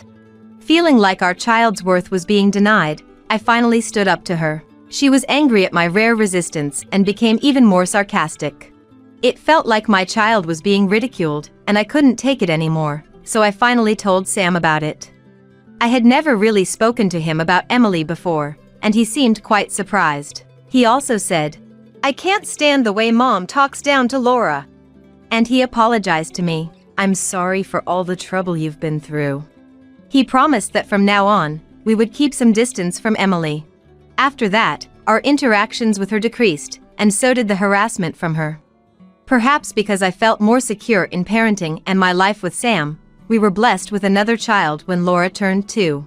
Then, our son was born. Sam's joy at that time was even greater than before. "Did you prefer having a boy?" I asked. "That doesn't matter. I'm just so happy that Laura has a little brother." He smiled. We reported the birth of our son Eddie to my in-laws and showed them his face. Jack was overjoyed just like Sam and congratulated us on having 2 children. As for Emily, it was the same as when Laura was born. On the phone, she said, "You finally gave birth to a boy. At least you've been somewhat useful now. But I wonder if someone like you can properly raise an important heir. The daughter doesn't seem to be raised well either." Even at a young age, Laura seemed to sense the negative aura emanating from Emily. She was very fond of Jack, but she didn't get close to her much. That seemed to be a source of dissatisfaction for Emily. Ironically, the root cause was her own behavior, yet she seemed oblivious to this fact. Unable to bear her criticizing my children, I told Sam about it. When I played a recording of my conversation with Emily as evidence, he sighed and shook his head. We decided once again to keep our distance from her. Peaceful days returned to me. Time passed, and Laura turned 6, while Eddie became 4 years old. One time, Jack had to go on a long business trip overseas. The company was focusing on expanding its business and increasing dealings with foreign partners, and he was going as the person in charge of the initiative. A week after Jack left, Emily suddenly visited our house. Moreover, she brought a lot of baggage with her. When I asked what was going on, she said, "Jack is away now and I was bored, so I decided to come and stay. I'll be in your care. Besides, it looks like you might be getting busier, right? I'll help out around the house for a bit." Actually, just the other day, "Can you help me with my work?" A friend had asked me. The friend owns an interior shop and suddenly one of her employees had quit, leaving her short-staffed. "Just until I can find a replacement," she said. I was considering the offer since my children were still young. I was puzzled about how Emily knew about it, but I was more shocked by her sudden decision to move in. Unable to send her away, I let Emily into the house, and she quickly started organizing her belongings. That evening, when Sam came home, I told him about it. He was also surprised by Emily's sudden arrival. She knew about the work request because Sam had told her. He had accidentally mentioned it while contacting her for a different matter. The thought of living with her was dizzying to me. I asked Sam, "Can you talk to Emily and get her to go home?" But he said, "It's only for a short while, and it'll make it easier for you to take up your friend's request." So, Emily's stay was decided. I was relieved that I could go to work and be away from her, but I was terribly worried about leaving the children in her care. I felt like the children were being held hostage by her, leaving me restless. The kids talked to me about their interactions with Emily. It seemed that she was only paying attention to Eddie. "Perhaps because he's the heir," Laura said. "It's sad." And shed tears. Her sarcasm continued, pushing me to the edge. Combined with the fatigue from the unfamiliar job, I was nearing my limit. Seeing my distress, Sam listened to me. He said, "I can't overlook this anymore," and gave me some advice. Just like before, when I recorded my call with Emily, "Start collecting evidence," he had instructed. He handed me a voice recorder and a video camera. The next day, I began recording all of Emily's sarcasms. I set up the video in the living room and carried the voice recorder during conversations with her. Although her attacks continued, The thought of standing up to her gave me mental strength. As the evidence accumulated, I was strangely surprised by how much could be gathered in such a short period. Finally, she demanded that I divorce Sam and leave the house. The nerve of a parasite dictating terms in my family's home brought me to my breaking point. I discussed with Sam and decided to take action. Get out! When Emily said, "Understood, then it's goodbye." Hearing that, thinking she had one. Finally, even someone as stupid as you understands. But what a terrible wife, leaving your children behind. She laughed and said, "No, it's you who will be leaving." That's why I said goodbye. Hearing it, "What are you talking about?" Ignoring her anger, I pulled out my cell phone and made a call. Once the person on the other end answered, I handed the phone to her. Her face visibly paled as she took the call. The person on the line was Jack, who was overseas. "What are you doing, leaving our home unattended like this? Isn't it a wife's duty to protect her home? You've been harassing Alice? What is the meaning of this?"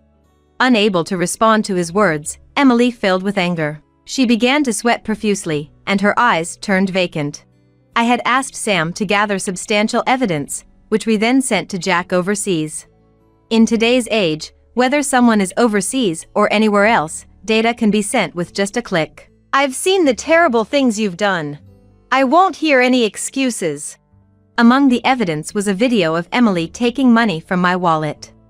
I had been worried about my money disappearing mysteriously, but I never thought it was her. Jack told her, "Go back home immediately and reflect on your actions.